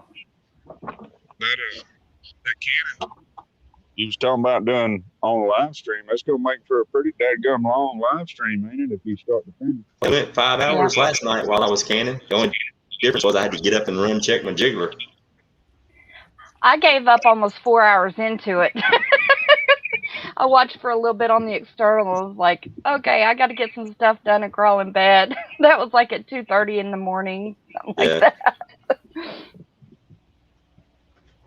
Yeah, it'll be a long live stream. It'll probably be, say, if we're going to do, say, pinto beans, which I figure something to start with, we'll can pintos. I mean, a lot of the process we can get done before we go live. Like everybody, I'll tell you what you need to get, and go ahead. I'll tell you how to go ahead and soak your beans the night before so they're all good and ready. I'll tell you to go ahead and cook them for an hour, because I like to cook my pintos for a little while, simply because they still stay hard even through the canning process. Yeah, they do. I like them a little softer. You can't do that with lima beans. You know what I mean? But pintos, they stay hard even through the canning process. So I like to literally, cook them for at least a good hour. Yeah. So I mean, legit, if everybody preps and does their cooking for an hour and go, I'd say 3 o'clock in the afternoon, the live it should run 3.5, maybe 4 hours. That's even with talking and bullshit. Yeah. I'd say just create a list. Do a mini video where you can go down the list of what everybody needs to do prior, so they can go back and reference it. And it's like, have your towels laid out, so when you take your jars out, you can sit them on those towels or whatever. Make sure you put your jars in a non-drafty area so that they can cool down gradually. Things like that. I think it'll be good. Everything that they have to have pre-done, like their jars washed. Yeah. All of their stuff laid out and ready to go. If everything's like set and ready when we go live, where it's like, all right, let's put the canner on the stove, and let's go how to swim the beans in, if you can use broth or not, or if you're going to use water, load the canner, turn it on. I mean, once you get the canner going and you get it up to pressure, it's just, checking your temperature, making sure your jiggler's working right. And once it stabilizes, you got it's like me, from when I start mine, it takes about 20 minutes for me to get it all the way down to, say, between 1 and 2 on my stove, and then it just maintains my pressure perfect. Right. So 45 minutes to an hour, I don't have anything to do but just chill, chat. Yeah. When you're cooking your beans, do you use water or do you use broth? What do you prefer? I use broth. What kind? For the pintos, I'll use ham. Oh, like a ham broth? Yeah, I've got ham broth canned too from Christmas and Thanksgiving. Oh, that's smart. I went and got the whole spiral ham, like dirt cheap, because they have extra after Thanksgiving. So I get 2 of them, the day after Thanksgiving. And I'll put one in the freezer, the other one I'll cook it, and I'll keep the bone, and I'll do me some ham broth. And I canned the entire spiral ham last year. I got a whole spiral ham in quart jar downstairs. Oh, yum. I have a ham I need to do something with, because I was planning on using it for Christmas, and things didn't work out. So I did the bone broth, and then I did ham bone soup. That turned out really good. But yeah, I mean, that's the thing about canning. You can just get creative and just do all kinds of stuff. You need to do a Cooking with Ghost series. Hell yeah. I love my chicken broth. I love my broth. Man, that broth I did last night, you want to talk about dark? I mean, it is. It was. I saw that. It was beautiful. You ought to see it now after the cooking process. After it's got to sit, really? It's like, I'm going to go get a jar. Yeah. Yes, go get a jar. So how did your day go? It went good. I've had a lot of flare-ups. I have some health issues, and it's kind of flared up with these storm systems trying to come through. So it's been a bit of a lazy day. I've just like sat and watched Jericho all day. And folded laundry and, been working on stuff like that I can take breaks quite easily, But yeah, how about yours? I went to a big city and I didn't like it. It was I hate going to big cities. It was bad. I've seen a car get wrecked and on a 4-lane, just on a little 4-lane road through the city, there, and car got wrecked and got turned on its side because they was trying to hurry up and get in front of each other and get. Oh no! Yeah, I was like, you idiot. I'm gonna put it on the scene and show y'all this. Yes, I want to see. Can y'all? So this is the chicken. This is the chicken, and you notice I don't shred it. I just rip it off the bone, big old chunks, and throw it in there. Yeah. That way there's more options to eat it. If I want to shred it and make barbecue, I can, or I can just dice it up and make some chicken salad or whatever else. So I just rip it off and throw it in there, and I use water to can this with because in here is chicken broth. Oh yeah, right. So broth. I'm wasting my bone broth in here because I don't need it. And then Right. this is the gold. Look at this. ICBC. Oh, that's beautiful. That is darker than it was even last night. Oh, that's gorgeous. Look at all that goodness in there. That's bone broth. All that stuff. Ooh, yeah. That looks good. This stuff is so powerful. You can legit go 50-50 water with it. Oh, yeah, because it's so rich. Yeah. But, yeah, after it's cool, I go in the sink. I soak in water. I wash everything, all these little grooves. I wash it, turn it upside down in the sink, make sure everything's sealed, and that way it doesn't draw pests to it. Right. Like, CB's daughter, good night. Good night. Good night. You leaving? Yeah. Good night. I'm off of this thing.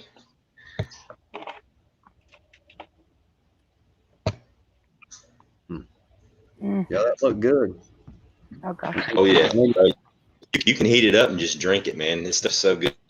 Like during the winter time. Oh, that's healthy for you. Yeah. Like when you scratchy throat, you're just feeling like you're coming down with something. Just it makes the best chicken noodle soup. I know, but dude, it almost looks like honey. I mean, but here's the thing: the longer you cook, like the first 2 jars, I had 2 spaces left in the second load of 2 jars in there that had only been simmering for about 2 hours. So they're about 2/3 as dark as this. But this stuff here simmered for 6, 7, 8 hours. It simmered in the pot with all those vegetables. Oh wow!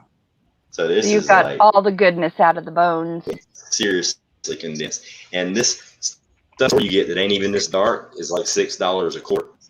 Oh yeah. Yeah, I get some that I'm like, is this even broth?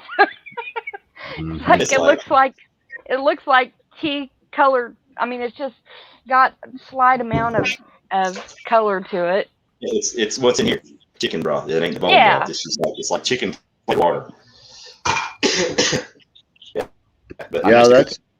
And then I started cooking with this, and it's a complete different. I make broth out of everything now. That's another reason. Go ahead. Can y'all see and hear me very good? Because y'all are all breaking up on me pretty bad. No, we're fine. It's you. Well, this is some of my broth that I've canned last year, which it's I left. I didn't strain it out very good. It's still got some of the stuff in it. Yeah, mine too. You don't need to. I mean, I like all that goodness in there. That's the good stuff. It just keeps seeping into your broth. That's the chunks of love. I just get those cheap leg quarters, and do pretty much like what you're talking about. I peel the skin off of them. I cut the meat off the bone, and I can the meat, and then I boil down the skin and whatever's left on the bone, and I make this out of them. And my daughter, she's a real picky eater, so she eats a lot of ramen noodles and stuff, and she uses this for ramen noodles and stuff like that, and it helps add a little bit of nutrition and flavor and stuff to them, Hell yeah. I do I do exactly what you're talking about, except I do onions, some celery, and some carrots in there with it too. It thickens it up real good. I mean, you can make vegetable broth and use it to cook your stuff with. You can just do the carrots and celery and onions and make broth out of that if you want. That's what I need to do. I need to make up like basically homemade chicken noodle soup, but just without the seasonings in it other than the salt, and then pull it out and then just season it and add my noodles to it. Because Yeah, I got a couple don't cases like of it. mushy noodles. Yeah, I got a couple cases of it downstairs. What I do is I take this chicken and I'll make my on the stove. I call it chicken stew. It can be chicken stew or it can be chicken noodle soup. With chicken stew, Right. I add potatoes, celery, carrots, and all that stuff with the chicken stew. And then the potatoes, when they cook down, it thickens it up real nice. And I eat it over rice. Yeah. I eat it over rice. Or I do like chicken noodle soup. Like with this, I'll just dice this chicken up and throw in some of that bone broth and thicken it up real good and just make some noodles. And you're off to the races. But I've got it canned up downstairs. It's got everything in it the chicken stew has except the potatoes. Yum. Eat it We'll up. take that canned chicken like that, like what me and you were just both talking about. Yeah.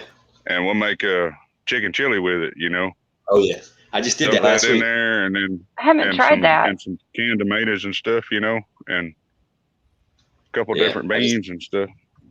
I just had chicken chili last week. It's actually really good. Get them white kidney beans. You can do it with navy beans. You can use Greymoor beans if you want to. I just use the white chili beans or the white kidney beans, and it turned out real good. Yum. Milkmaid, yes. I get that way. I get to where I just crave things. Sometimes I just absolutely crave like broccoli. All I want is broccoli. I don't want anything else. And I'll eat that for supper. What's up, Waterway guy? Yeah, that's the really the two things on preps that I'm behind on, and one is canning, and the other is this water catchment system, and I will have the water catchment system complete tomorrow, and then I can pretty much just concentrate on getting the canning stuff, trying to find a pressure canner, because I've got the water bath stuff, and I've got jars and lids and things like that. I just need a pressure canner, and Yep.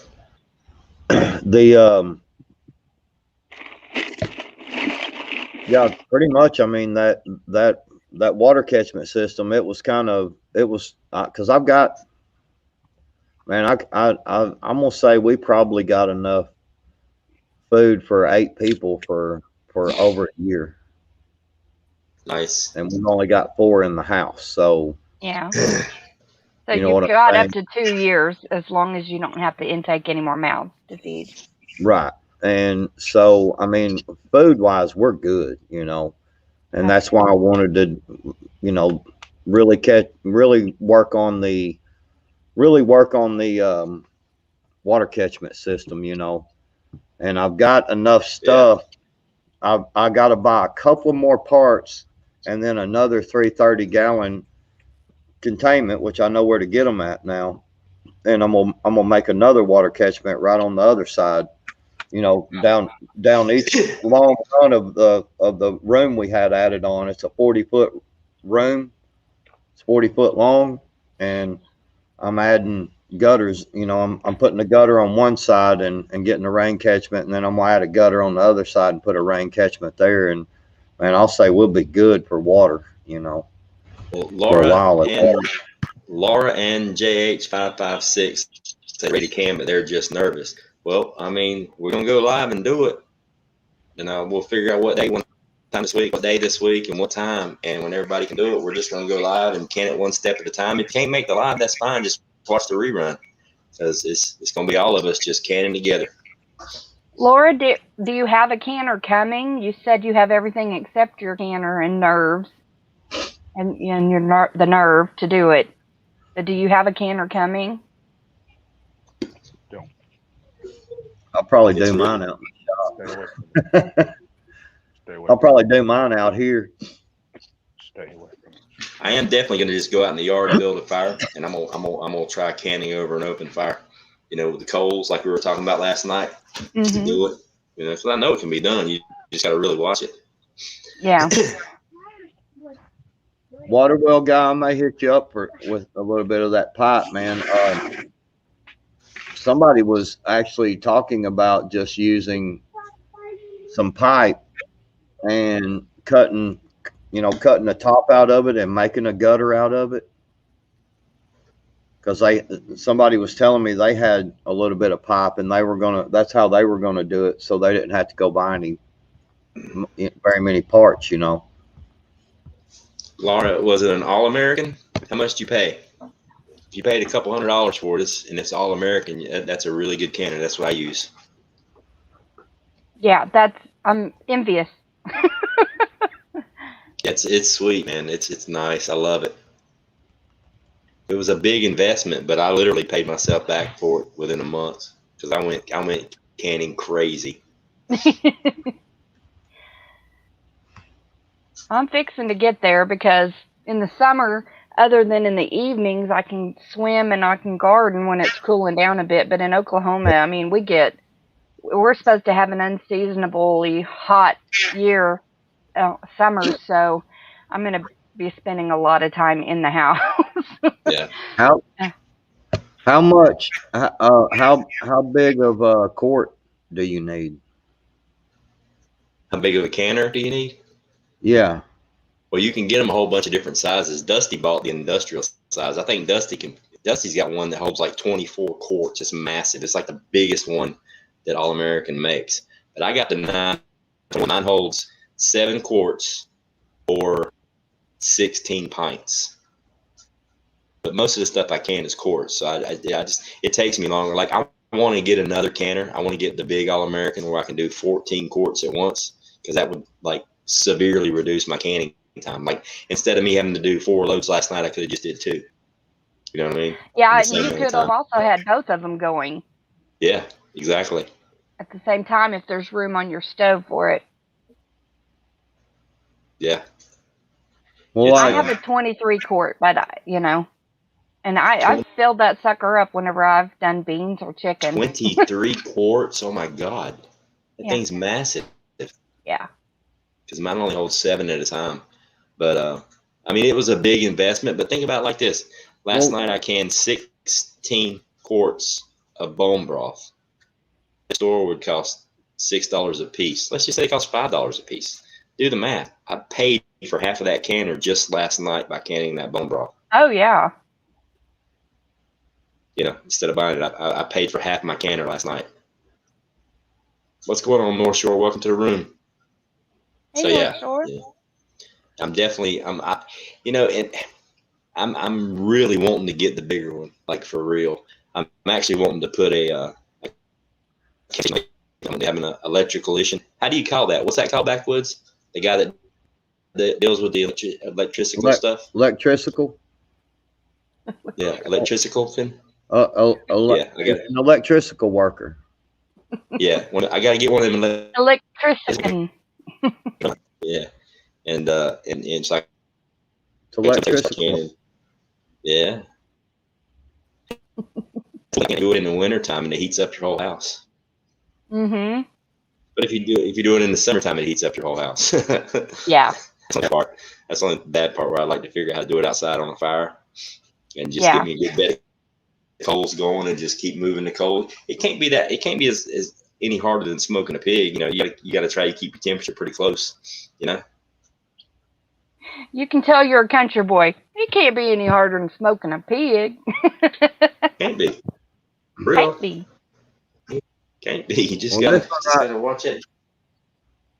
This one right here says it'll do 16 pints or 7 quarts of wide mouth jars, and standard jars approximately 19 pints or 7 quarts. That's a 921. That's what I have. Yeah. Okay. Yeah, that's what I have. And see, I didn't know this when I got it. The only reason I got the 921 is because the person I was watching at Gilbrook Farms, that's what she had. I'm like, yeah, that'll be fine. If I would have thought at it a little bit longer and realized I would like canning as much as I do, I would have got the biggest one they make. I would have just went for it. But another thing too is my stove at the house where I lived. I had the microwaves mounted underneath the cabinet, so I only had so much clearance to get the canner on there. So I couldn't get that really tall, big one. That's what sucks. And like even my stove here, I can't fit it. So this is just to tell you how far behind I am. So you like actually put this on a fire? Not yet, but I'm going to. No, I'm saying you On your put stove? that on the stove Yeah. and turn the fire on? Yeah, I put it on the stove. I did my last top, and I haven't had any issues yet. Knock on wood, but I'm very delicate. I don't slide it. I pick it up. You know, I've been doing it on the glass top, and it rocks. It rock and rolls, man. I ain't gonna lie. I'm sitting there looking at it. I'm like, that shit looks dangerous. It ain't, man. It's actually is so. I mean, here last night with you guys while we were live, and I was in here, you know, and my camera's on the other side of the house. I was just. I mean, as long as you listen to your jiggler, you ain't gonna have problems. Indeed. Okay. Yeah, I'm behind on that. And I admit that, and that's not a big deal. I've got a lot of food in there. When we've got a lot of canned meats, just in the regular, you know what I'm saying? That's still got like a year and a half left on their expiration date. But now's the time to practice that, so that it's not whenever you really can't afford to not do it properly. Right. Yeah. Once you just deep into the pool and just say, all right, I'm gonna just get something, and you go, really? This is so easy. I built this up so much in my head, and got so intimidated, and it was nothing. So, like, I mean, you pretty much do everything in it. You don't have to water bath anything anymore, or what's the deal?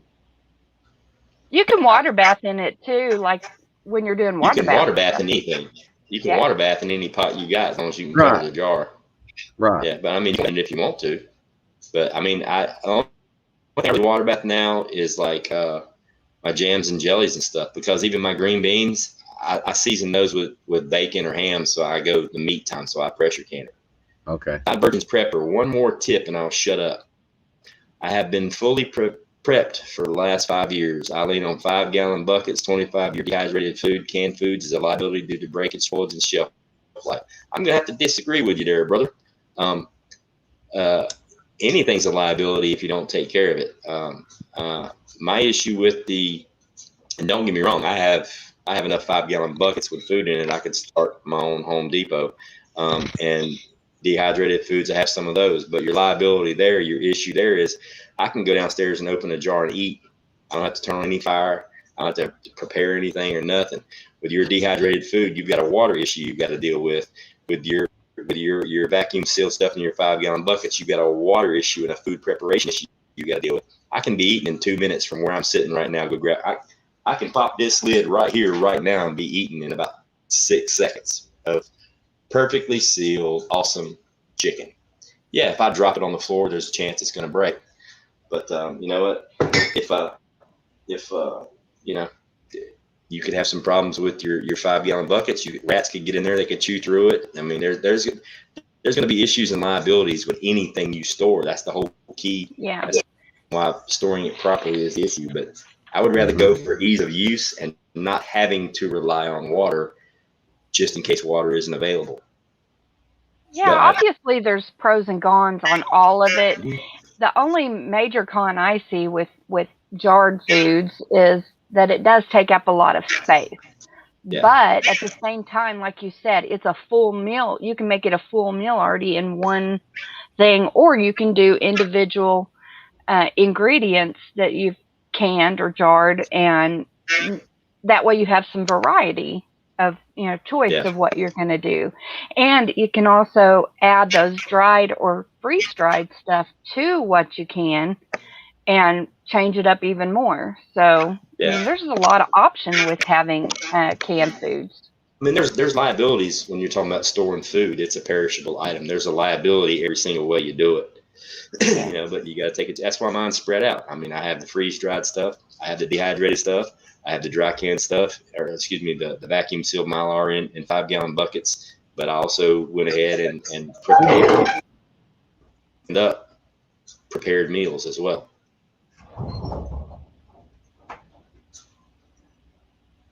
Did his dogs get loose again? Milkmaid says, do it at Red Roan Homestead. I've not canned as much as other people up in here, but truly it is addicting and highly satisfying. And it is, especially when you hear those jar lids pop. They seal like that. Oh my gosh, it's like, ah! And the one mistake everybody makes, at least I know I did, is the definition of finger tight with the rings.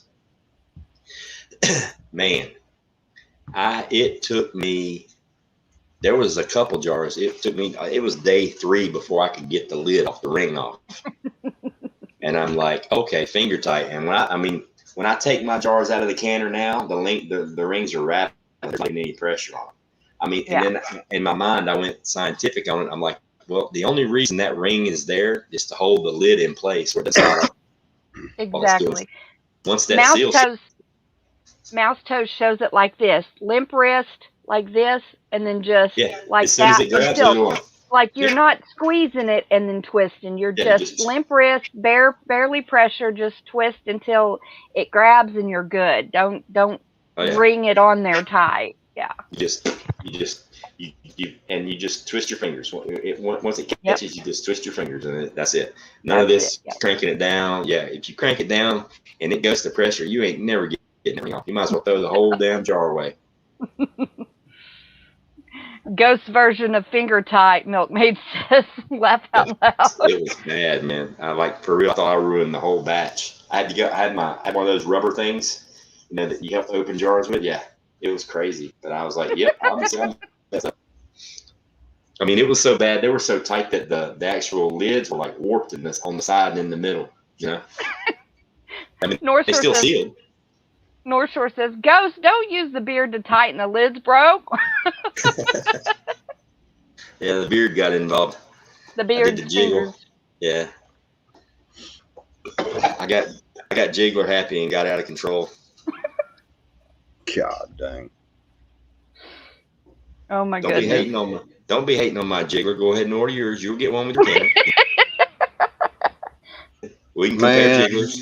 People are wanting to get a hold of your Jiggler. I don't know what the deal is, but oh my gosh. I don't know about all that. Oh. Wow. Hey, Daisy D, what's up? Brenda, that's awesome.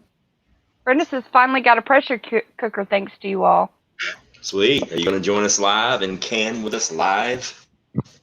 We're going to live stream interactive canning session. Everybody's going to can at the same time. That's going to be fun. For real. Have you decided what you're going to name it? Are you going to name it You Can? Or? I don't know. You need to, Mouse Toes, if you're still out there, you need to help us think of a clever name for it. We can call it Canpocalypse.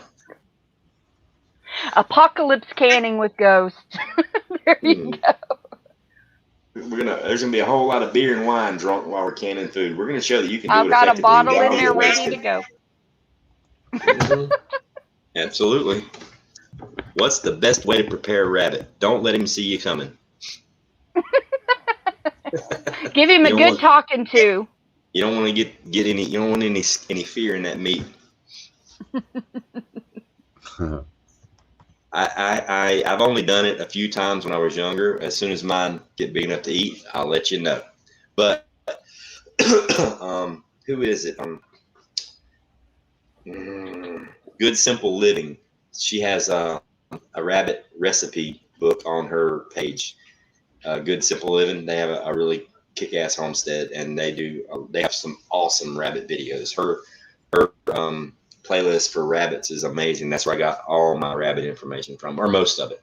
But she goes through different rabbit recipes and ways to cook them. It's pretty cool. Yeah. See what North Shore said there? Ghost reach out to Angry Pepper to join you. The dude has a canner still in the box. I've left comments and stuff for Angry, but he's so busy. Dude, I doubt he would have time to spend 3 hours in front of the live stream. Like, for real. I mean, if he would, that would be awesome. Yeah. that would definitely be awesome. Blow the roof off with Ghost, Laura. I gotta blow it. Yeah, that ain't no kidding. Come jiggle with me. You could call it Come Jiggle with Me. The Jiggler's Corner. There we go. Come jiggle with Ghost. Getting jiggly with it.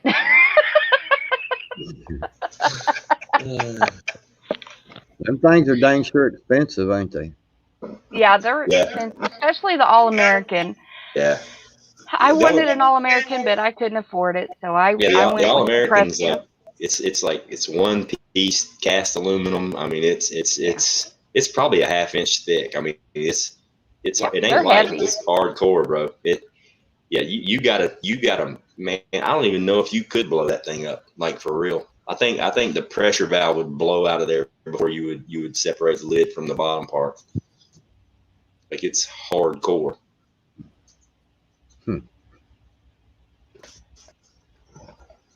Yeah, here's one that comes with the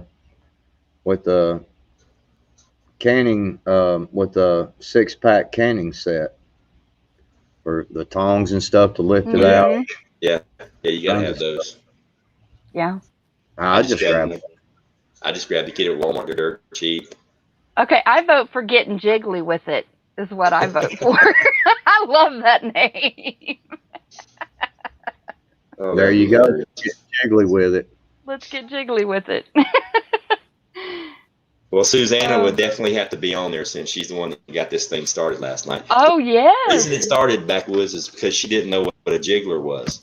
She kept asking, and I thought she was making jokes, but she was serious. So it just had 5 minutes worth of getting jiggly. Yeah, those things are looking like they're $300 to $350, depending on where you. Well, the last thing I heard is they were back ordered on the All-Americans. I found like 4 or 5 of them already, sitting here looking at them, ready to buy. On Amazon? Several places. Yeah. I mean, the 921, I want to say I paid like $220 for it, maybe $225. Well, they're about $300 now, $350. I heard they were going up because everybody was buying. Oh yeah, they've gone up by about a third. After what I've spent for this water catchment system, I don't have the money right now. I'm gonna have to wait. Now you can get a Presto. You can rock and roll with a Presto. They've got them at Walmart for $80. Yeah. Really? Yeah. And they have those. And you could order your kit online, or they should have some of that canning. You know, that like what's in that set. Oh yeah, they're fully stocked on that. They got plenty of the tongs and all that stuff because nobody's buying that. They're just buying the lids and the jars. Because most of the people that need the lids and the jars already got the tongs. You know what I mean? So the Presto would work to get me started, or? Oh yeah. I've never used a Presto, so the way you. That's what I use. That's what Mouse Toes use, and she's used it for years. It's perfectly great. Presto's what everybody used back in the day. I don't think All-American's been around super long. They just built theirs like a freaking M1 Abrams tank. I mean, they went like completely overboard building this canner. Yeah, what I'm seeing is like the size that I have for the All-American or the Presto canner. It's a 23 quart. Is $129, which I got mine like at $85. $85. So they've gone up, but still, it's a really good price. Yeah, I sent Emily L a picture of the one at Walmart. It's $80. It's a smaller one. I think it probably does. 16, I think. It does about the same size of what my All-American does. It probably does at least 5 quarts. You know what I mean? But, so you could do like you're talking like doing 5 jars at once. Yeah, I do 7 at once in mine if they're the quarts. That one I do, for 40 more, you could get the size that I have, and you can do 2 layers. You can get 23 quarts in there. What? Yeah. For $123, you can get 23 quarts in there. So you have a rack. So you put a rack on the bottom, sit your jars on it, and then you sit another rack that just rests on top of your jars, and you put more jars on top, and then you put your lid on. You know, put your water in there and your lid on. So you're talking 10 jars. Yeah, I mean 23 quarts. So if you're doing quart sizes, you can fit 23 jars in there. And the one you got?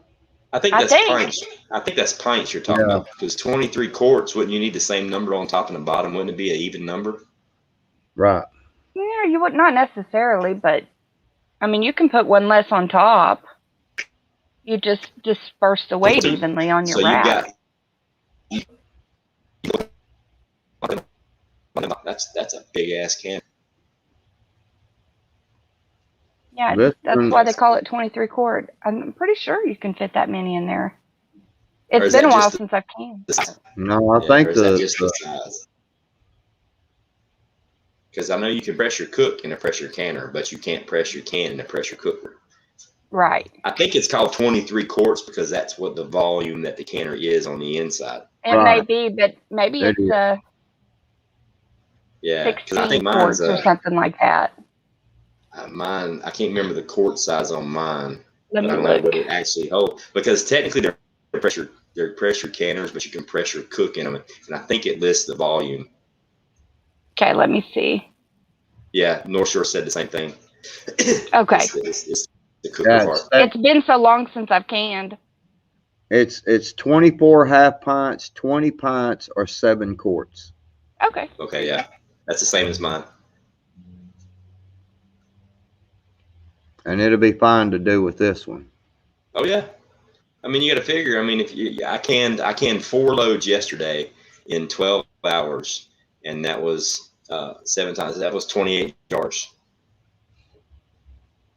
You know, if it was 28 jars of beans, that's 20. One jar of beans is good for at least 2 meals.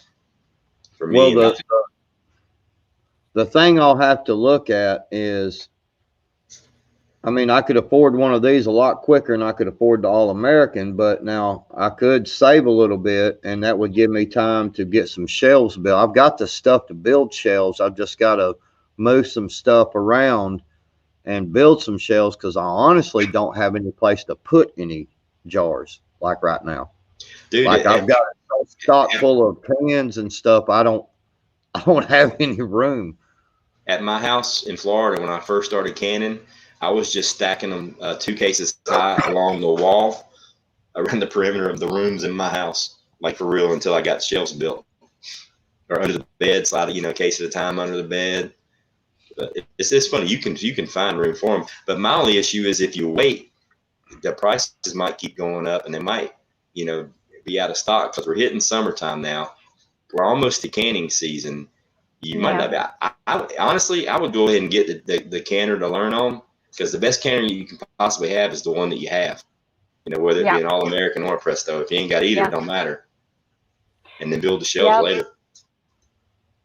Yeah, I need to. Yeah, I mean, it's better to go ahead and get it. Yeah. Yeah, I'm wanting to do it and get into some canning and stuff. But like I said, I don't. I have to. Yeah. Like you'll have to get some extra gaskets for that thing. That's one of the reasons why I like the All-American, and the Milkmaid said the same thing. There's no parts that I have to replace on the All-American. There's no gasket. It's a metal on metal seal. I mean, it's like, dude, when I close a lid on this thing, it reminds me of the movies in the Navy when they close the door to the torpedo launcher and crank it down. Yeah. It's like, they ain't nothing coming out of there. You know what I mean? That's the way this canner is built. Is crazy. The only thing I would possibly ever have to replace on it or get recalibrated is the dial gauge. And, if maybe one of the knobs, one of the toggles broke or something, but I mean, they're pretty hardcore, man. They're made to last. They really are. I may just save my money and just get the All-American. Just do it, Another thing you could do is go on the Facebook Marketplace and some of those other stuff and see if you can find somebody that's got them for sale. Because Prepper Tribe found one for $120 and he didn't get it. I'm like, dude, those things are like $250 right now, $300 right now. He's like, holy shit! He was supposedly going to go back and get it. Yeah, and it was an All-American. Emily L said my gasket was fine after 20 years if you take care of it. Yeah, if you keep it old and don't abuse your stuff. Yes, it'll last for a while. I was trying to think of welcome. Yeah, I don't know. I may just go because I mean, it's like every time I hear somebody say anything at all, they're like, get the All American, get the All American, get the All American, and that's all I hear, so Well, I mean, that's the the Cadillac, Ferrari version of a canner, I mean that. Like, if But all I if you ever can't owned was a afford it, Presto, if all I ever owned was a Presto, I'd be like, my Presto works perfectly fine. I got a Presto. But the only one I've ever used was an All American. So I can't speak on the ease of use of a Presto or how long it lasts. I mean, I've never heard any horror stories from a Presto. My aunt's got one that's like literally about 80 years old and she still uses it. So, I mean, obviously there's nothing wrong with them. They still work, you know. Are the All Americans overpriced? Probably, but I think they're over engineered. I don't think you can destroy it all. Like there has to be a manufacturing defect in that cast aluminum for that thing to like. It's insane. Presto will serve your life the rest of your needs. All American is something. So put. Presto can will serve the rest of your life, all your needs. The All American is something you can pass down. There's a difference. Yeah. Like, I mean, honestly, if I was in your shoes, Backwoods, I'd get the Presto. I'd get it now. yeah, I'm actually thinking about getting another one. I'm thinking about getting a Presto just because it's cheaper and I can double up my loads. yeah. And then I can compare them. I can do them at the same time with the same stuff and see if there really is, if one really performs better than the other one or not. right, Yeah, the only downside for me to as far as a Presto, there's a couple. It's not made quite as heavy duty as the All American, and you do have the gaskets that you have to, the Yeah. gaskets that you have to keep oiled up and checked. But other than that, and replace those every once in a while. But really, that's Yeah, I think pretty much it. I'm probably gonna do that because I mean you gotta figure the money I would save in the use of electricity that I used last night cooking 4 loads when I could have just did 2. You know Yeah, what I mean? yeah. So it would literally pay for itself and I could really do some canning. You know what I mean? I could well, go off. for me, I mean, the biggest thing that I want to do is can my deer meat. I've got like 4 deer in my freezer right now, and I There you would go. love to get that canned. You know what I'm saying? That's my biggest thing, and I actually have, man, I have deer meat. I've got man, I don't know. I've got steaks in there. I've got a lot of. I don't know what all you can or whatever, but I've got a lot of meat in that freezer. It's stuffed. I've got a lot of chicken in there, and I'd love to thaw it out, and however you do it there, and can the crap out of it, because that's the one thing that worries the heck out of me is if if the grid goes down, power goes out, is my meat in the freezer. That's the Yeah. one thing that really worries me. Yeah, If and you I want was to you, make sure you have some good meat protein yeah, if on I the was you, shelf. I'd definitely go ahead and get that press now because it works. It's gonna work just fine. It's gonna work just as good as Yeah. Why would you spend Backwoods, extra? as far as the Presto goes, if you go to Mouse Toe's channel, she has how to can um, in a Presto canner or something like that for beginners. Let me see what the name of it is. And that's how I learned. And she's very meticulous. She goes through step by step. And Well, Bullfrog just definitely turned me off the All American. Then, if it's the Chevrolet, that I was waiting to that see if you saw that. that song gonna break down. Mm-hmm. It'll break down quick. Dean Mullis says, where's it at? He says, one of my Prestos is over 55 years old and has Bakelite handles on the lid. I am assuming the other one is older because the lid handles are wood. Yeah, I would say they were older. But I mean, yeah, Presto's been around for a long time, brother. You can't go wrong with it. If I had to do it over again, I would probably started with a Presto. Yeah, but I didn't even know they existed. For all I knew, the only thing there was the All American because that's the first canning video I watched. That's what she used. I didn't know there was a Presto, or I would have got a Presto. And I would have invested the money that I was saving in something else. Hello, backcountry living. Just a day in our life.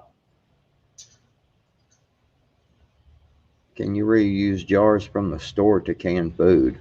Yeah, technically you can, man. Those pickle jars and stuff like that, and the older mayonnaise jars, you can reuse them. I don't. I mean, a lot of people do. I just don't.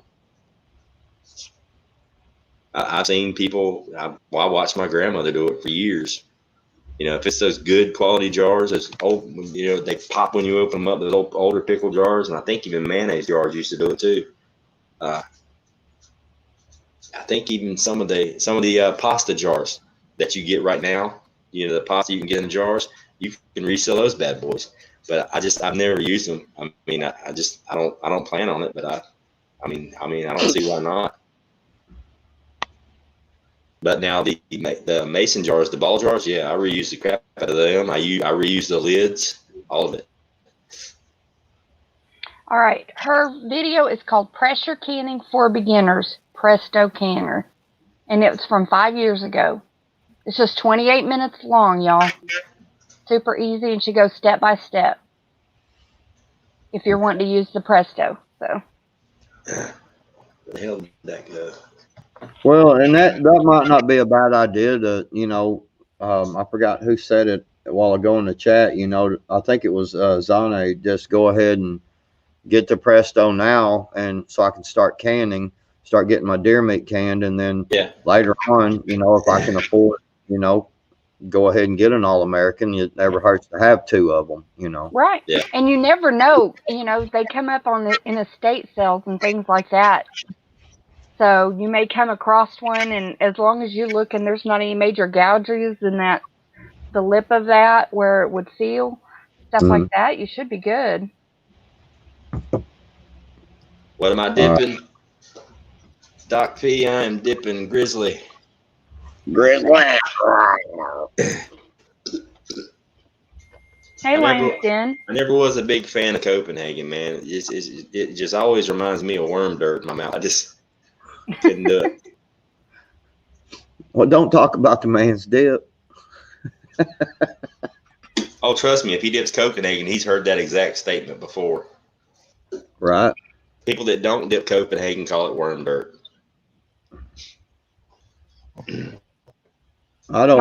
My husband dipped it for a long time, and he got to where, man, it just kept getting more and more expensive. So he went to something cheaper. And now, if he tries Copenhagen, like he runs out of dip, and somebody has Copenhagen, it just gives him an instant headache, you know, because it's just so strong. Milkmaid, where are you located at? What state are you in?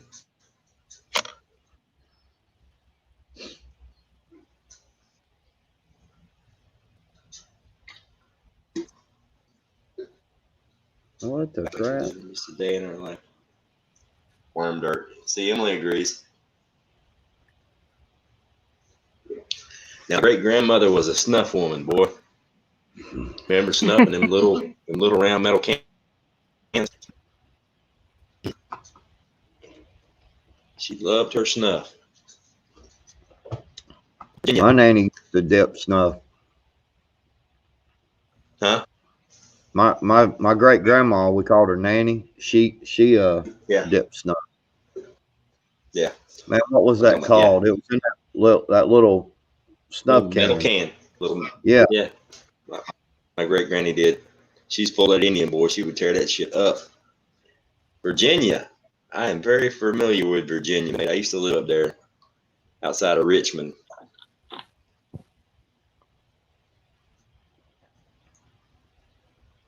Well, Milkmaid, if you ever get down North Carolina way, close to Rockingham, let me know. I'll hook you up on some lids. Two Bros of Peach.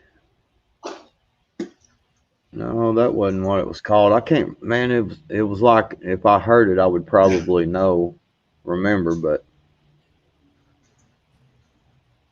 Lady Hammer, that's okay. You can still put his video on after the fact. It'll still be on. And so he'll be talking you through it. It'll be like you were there. Yeah, well, we ain't even picked the day yet. It may end up being next weekend. Yeah, it might be. I'm cool with it. I'm cool with pretty much any time except for when I do my live chat, of course. Cause well, obviously we don't want to do it late. Obviously we don't want to do it late. So I was thinking like, we got the show Friday night, this show, and then we got a show Sunday night on Backwoods channel. So I was thinking maybe like Saturday afternoon. Would people like to can on a Saturday afternoon, or should we do it like on Sunday afternoon for Backwoods channel? I'm just trying to figure out the best time to do it. Obviously during the week wouldn't be good. I mean, I can be there, and we could. I mean, if we gonna, if it turns out where it's the night that it's supposed to be on my channel, I'll just sit and watch y'all and learn stuff, man. Write stuff down.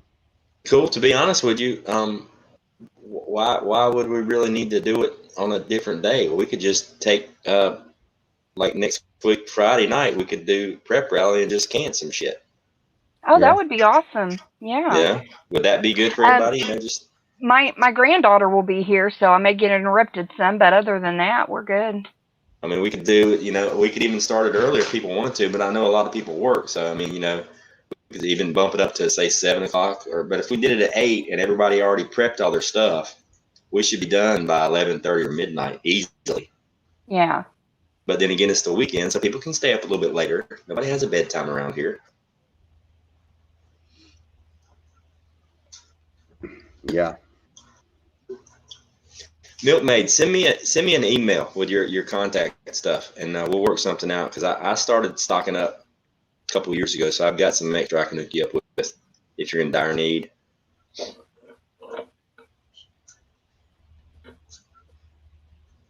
Because every now and then I've been doing pretty good here in Rockingham, getting jars and lids. Well, what I did, and I suggest you guys do it too, is I just found one of the guys that was doing all the pointing in Walmart when everybody was stocking stuff. I went up to the guy that wasn't moving or picking up anything, and he was doing all the pointing and talking.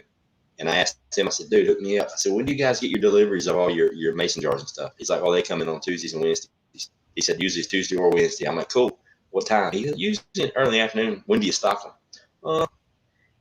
Sometimes this time, sometimes. There's been a couple times I got there when he told me to, and the jars were still shrink wrapped on the pallet in the middle of the aisle, and he would open the pallet up and give me a couple cases. And I did the same thing at gas stations. When I knew the power was going out for the hurricane, I had a girl that worked at the gas station. When they got ice delivery, she would hold back 3 or 4 bags for me. Yeah, it hurt to ask. You know what I mean? Especially if you're old like me, people feel bad for old people, so they always want to help out their elders. Right. I say put up a post saying, giving options of the times, what's best, and go with, on your community page and see what time's best for the majority of people. Yeah. But I'm thinking, and Backwoods had a good idea. That's why we changed our on prep rally was Fridays are good because everybody got off work. A whole lot of people aren't going out. A lot of shit's still closed down. But Saturdays are kind of because that's when people want to do stuff with their family and this and that and the other. And then Sunday's kind of like the wind down time before you go back to work. So to me, like the best times is like if we go late, it would be like I think the Friday would probably be the best. I mean, if they want to do it on Saturday, I'm all for it. It don't matter to me. But it's going to be kind of hard to, But the cool thing is, I mean, it'll be on video, so you can follow along with it and laugh and get drunk with us afterwards. There will be laughing. I guarantee you, there will be laughing. Oh yeah. Well, it's your deal. So if we want to call it Friday, we can call it Friday. Maybe you could start 30 minutes or 40 minutes early or something, Yeah. So you figure if it's a 3-hour deal doing pintos, that's 3 hours at pressure. It'll take a half an hour to get it to pressure, and it'll take at least 45 minutes to get off pressure. So, I mean, you're looking at, if you've got everything prepared and you just knock it out, you're looking at a minimum of 3 hours. Yeah. Mm-hmm. But now, like if we did it, like say on a Saturday or Sunday afternoon and started at like 3 or 4 in the afternoon and done it, but people might want to be out, having picnics and doing stuff. I mean, it's springtime. Yeah. Yeah. kind of thinking the Friday night, say we'll bump it up an hour and start at 7, and then we should be done around 11, maybe midnight. We might go all the way to 2 or 3 in the morning if everybody wants to keep drinking and talking. But we can get the canning out of the way at the beginning. Good night, Red Road Homestead. Yeah, good night, Red Road. But it'll involve everybody having to go ahead and prep their stuff ahead of time. So when we go live, we're filling the canner. We're filling the jars. So they got to pre-soak. They got to go ahead and pre-cook, their beans and stuff beforehand, and then we'll go live. And then whoever wants to get on the panel and do it with us together, we'll rock and roll and see how it goes. I think that'd be kind of cool, actually. I'll reach out to Angry. I'll send him an email and see if he wants to pop in. I don't know if he has that kind of time. That's a busy dude, man. He's running 2 channels. He's got a full-time job. He's walking all over the city of New York. I don't know how he gets anything done. I know. I don't either. For him to dedicate, 3 hours to do a live and do canning, that's a lot. Plus, ain't he live right now? Yeah, I'll do another community post and see what they want to do. Dude, I thought that community post thing was stupid at first, but I'm loving the shit out of it, man. If I have a question, I just put it up there, and they're like, yes, yes, yes, no, no, no. So it's kind of cool. Or you could also, it's possible to do it like Sunday. Do the main part of the canning on Sunday afternoon before Backwoods show. This is another option before Backwoods show, and then while everybody's watching their canners, checking their canners during Backwoods' live stream that y'all are doing, you could remind people to go and check their canners then. That's true. You could do something like that too. That's just another option I'm giving you. I think probably what the smartest thing is, we just go ahead and pick a time in a day and just do a test run, get this beta test out of the way, see how it goes. And then, and probably maybe critique it and change. We can do it at a different day and time every week if we needed to bounce it around so everybody gets a chance. You know what I mean? Yeah. Mm-hmm. Yeah. Yeah. Oh, yeah. Hugs and kisses. There's going to be a product list of everything you need to do and what you need to do beforehand. I'll do a video of how to prep for prep rally. You got to prep for prep rally. Got to prep for the prepping. Got to prep for the cannon on prep rally. Make sure your jiggler's working. So you can get jiggly with it. Yeah. Doc P says, how long do you expect your canning to last? How long I think the canning video is going to last. How long the products that are canned are going to last. The stuff I have canned, I am fully confident that it'll be good for at least 10 years. It'll have nutritional value, but it's still going to have nutritional value. It'll still be edible as long as it's in a climate controlled area and it is not in direct sunlight.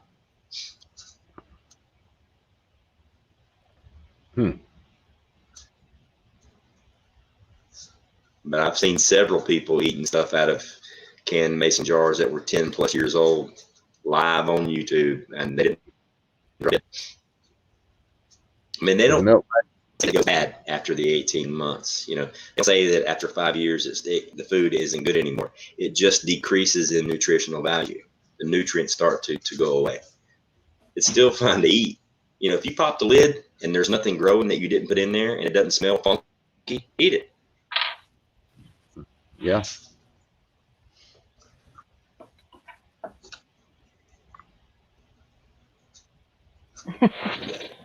Milkmaid, just make sure you're, if you watch on more than one device, make sure all of them are subbed to the person you're wanting to make sure and get their notifications. Make sure on each device, and then make sure that you hit the bell for the all on all of them as well. That's what Mouse Toes told me. So. What is wrong with my phone? Heard that, Angela. Yeah, I-40 shut down in between Memphis and West Memphis. Yeah, that's at least nuts. It was. I've been across that bridge a whole bunch of times. They're not even allowing barges to go under it, so. Really? Yeah, that means it's pretty bad. Yeah, it's really bad.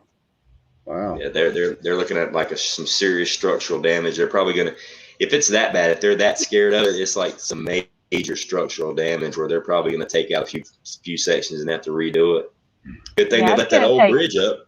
Good thing they left the old bridge up. That may have been why our other interstate was so bad, where they could go up and around, you know, diverting traffic. Because man, I thought I was going to be slick and jump on the freeway and run over to the next exit to get out of there. Man, I got on that on ramp and I looked and I was like, oh no, and I couldn't go, you know, turn around because I mean it was just gridlock. And man, I kind of might have weaved over on the shoulder a couple of times because the exit was just right up there, you know. So,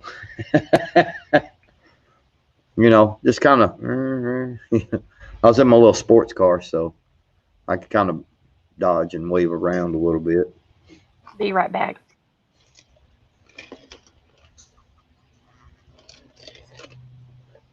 Hugs and Kisses said they opened the river traffic back up, so maybe they've secured it or they're preparing to do something. Angela Case, I used to live in Memphis, lived there for 3 years. Was that when you was, or was that yeah. Lived in Memphis, Jackson, Mississippi, Little Rock. I lived in Richmond, Virginia, San Francisco, Miami, Tampa. A little bit here, a little bit of there.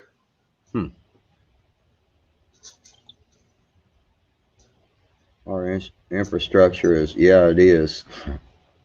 Our infrastructure is horrible. And just think about all the millions and millions and billions of dollars that they have wrote checks to themselves and said, yeah, we're going to spend this on infrastructure. Yeah. Yeah. And you keep going around all these different places and you're like, man, why is the road all beat up? Why is the bridge cracking? You know, why is this, you know?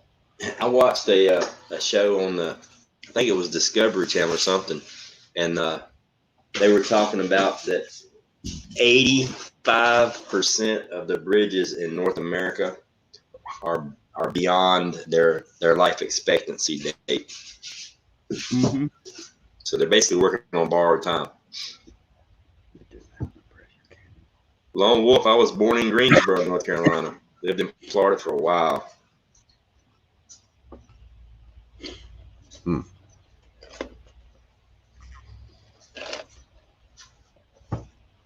Yeah, I don't know. A lot of bridges are in bad shape. I know I got lucky with the rain moving out one more day, so yeah, I'll have that catchment system done. I went over it 2 or 3 times, you know, before I stopped to go get cleaned up and eat, you know, and then come on the live stream, and I was like, man, I'm going to check everything, man. And I fitted everything, you know, I checked everything. I was like, okay, I have everything, man. All I got to do is just, the one thing I got to do, the very first thing when I wake up in the morning is paint that. You know, I've got a bunch of, I was going to buy some spray cans. They didn't have no black spray paint at all. None. Yeah. None. Yeah, spray it. I'd spray it and then I'd wrap it in black plastic too. I'd double up on it. Well, now, did you get a first flush or are you building one? Yeah, I'm building one. You can't buy one here. You have to order it. So yeah. I'm just gonna build one. Yeah, it ain't hard. No. And so I've got 4 cans of black spray paint, but I've also got some real dark blue. And I was like, man, I'm gonna paint that. I've got more cans of the dark blue, so I thought I'll spray paint with that dark blue and then just touch over it with the black, you know.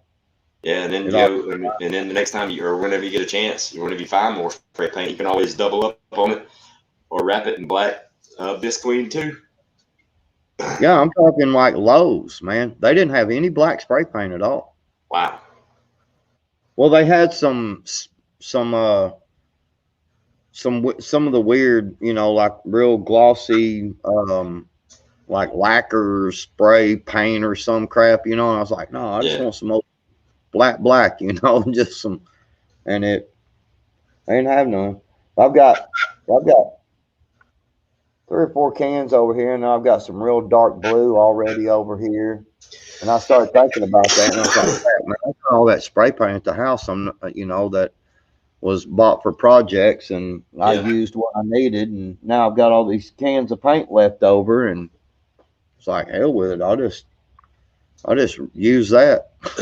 I know I've used the black. Obviously works good, but it's gonna heat your water up. I've used the dark blue. I've used like a forest green. It works pretty good, but all the colors I found, other than that dark flat black, they do let light in, just not as much. You know what I mean? But, right. I mean, if you're gonna be running through a filter, so you're gonna be fine anyways. But yeah, I mean, you get some of that 6 mil black plastic. I'd paint it real good, and then I'd wrap in that black plastic, slide it back down in the cage, and rock and roll. You're good for years. Yeah. So what are you building your first slush out of? 4-inch PVC. 4-inch thin wall PVC. And then I've actually got this.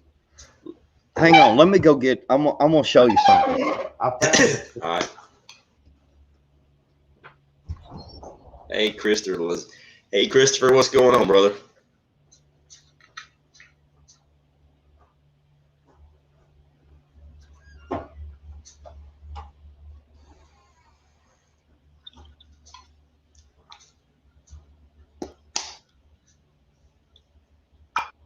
Waiting on Backwoods to get back. He's going to go get his first flush. I've actually still got mine sitting here.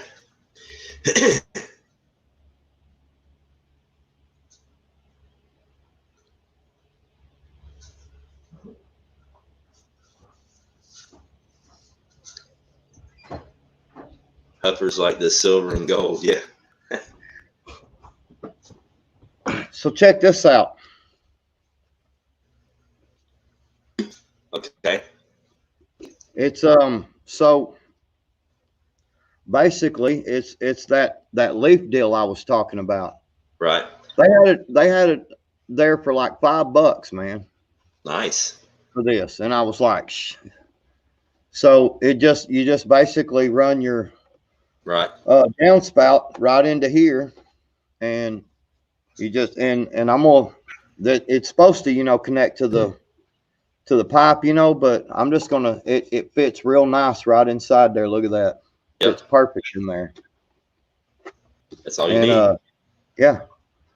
And so I'm just gonna run. You could actually run you some pantyhose right there at that junction too, and if you ever had to open it up, you can just where you hooked it together, like at that corrugated pipe where you stuck it in there. You could put you a piece of pantyhose over that, and have a secondary filter to catch the small stuff. But yeah, and so I'm just gonna use the 4-inch. This is just that thin wall stuff. That real. And I'm just gonna come over 90 straight down into the 5-gallon bucket, and I bought the paint strainer today. That goes in the 5-gallon bucket. I'm just gonna run it straight over and run it right down in there. Nice. It's gonna be real simple, just bam, and I'll be able to lift the lid up, because it'll be about this high up, so I'll just be able to lift the lid right off the 5-gallon bucket and clean the paint strainer out. Oh, sweet. What are you using for your float in the first slush? Tennis ball. Cool. That'll work. I still got all mine sitting right here. Well, I mean, we got some tennis balls here that I don't know where we got them from, but there's a tube of them in there. There's like 3 or 4 tennis balls, and I was like, shoot, tennis balls rubber on it, it'll float. Yeah. And so I got that little deal to go inside there, and it'll pop right in there, and then it just comes right down. I've got a 90 down here, and I've got a bushing with a ball valve, with a PVC ball valve, and the way it's going to be set up, the drain to my 330-gallon tank is going to be like is going to be like right here. And then, you know, this 90's down and that drain's going to be just right there. So I'll be able to just, I mean, like control either one of them right there. Oh, that'll work good. Yeah. Yeah, that'll work real but good. I thought that was pretty cool right there. A little leaf filter. Mm-hmm. For $5. So I'll have that done tomorrow. Sweet.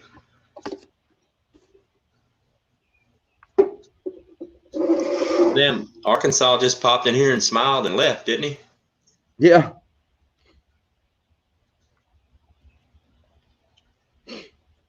Yep. I guess he didn't have a whole lot to say. That or he had to go get his son some pickles, one or the other. He might have. Yeah.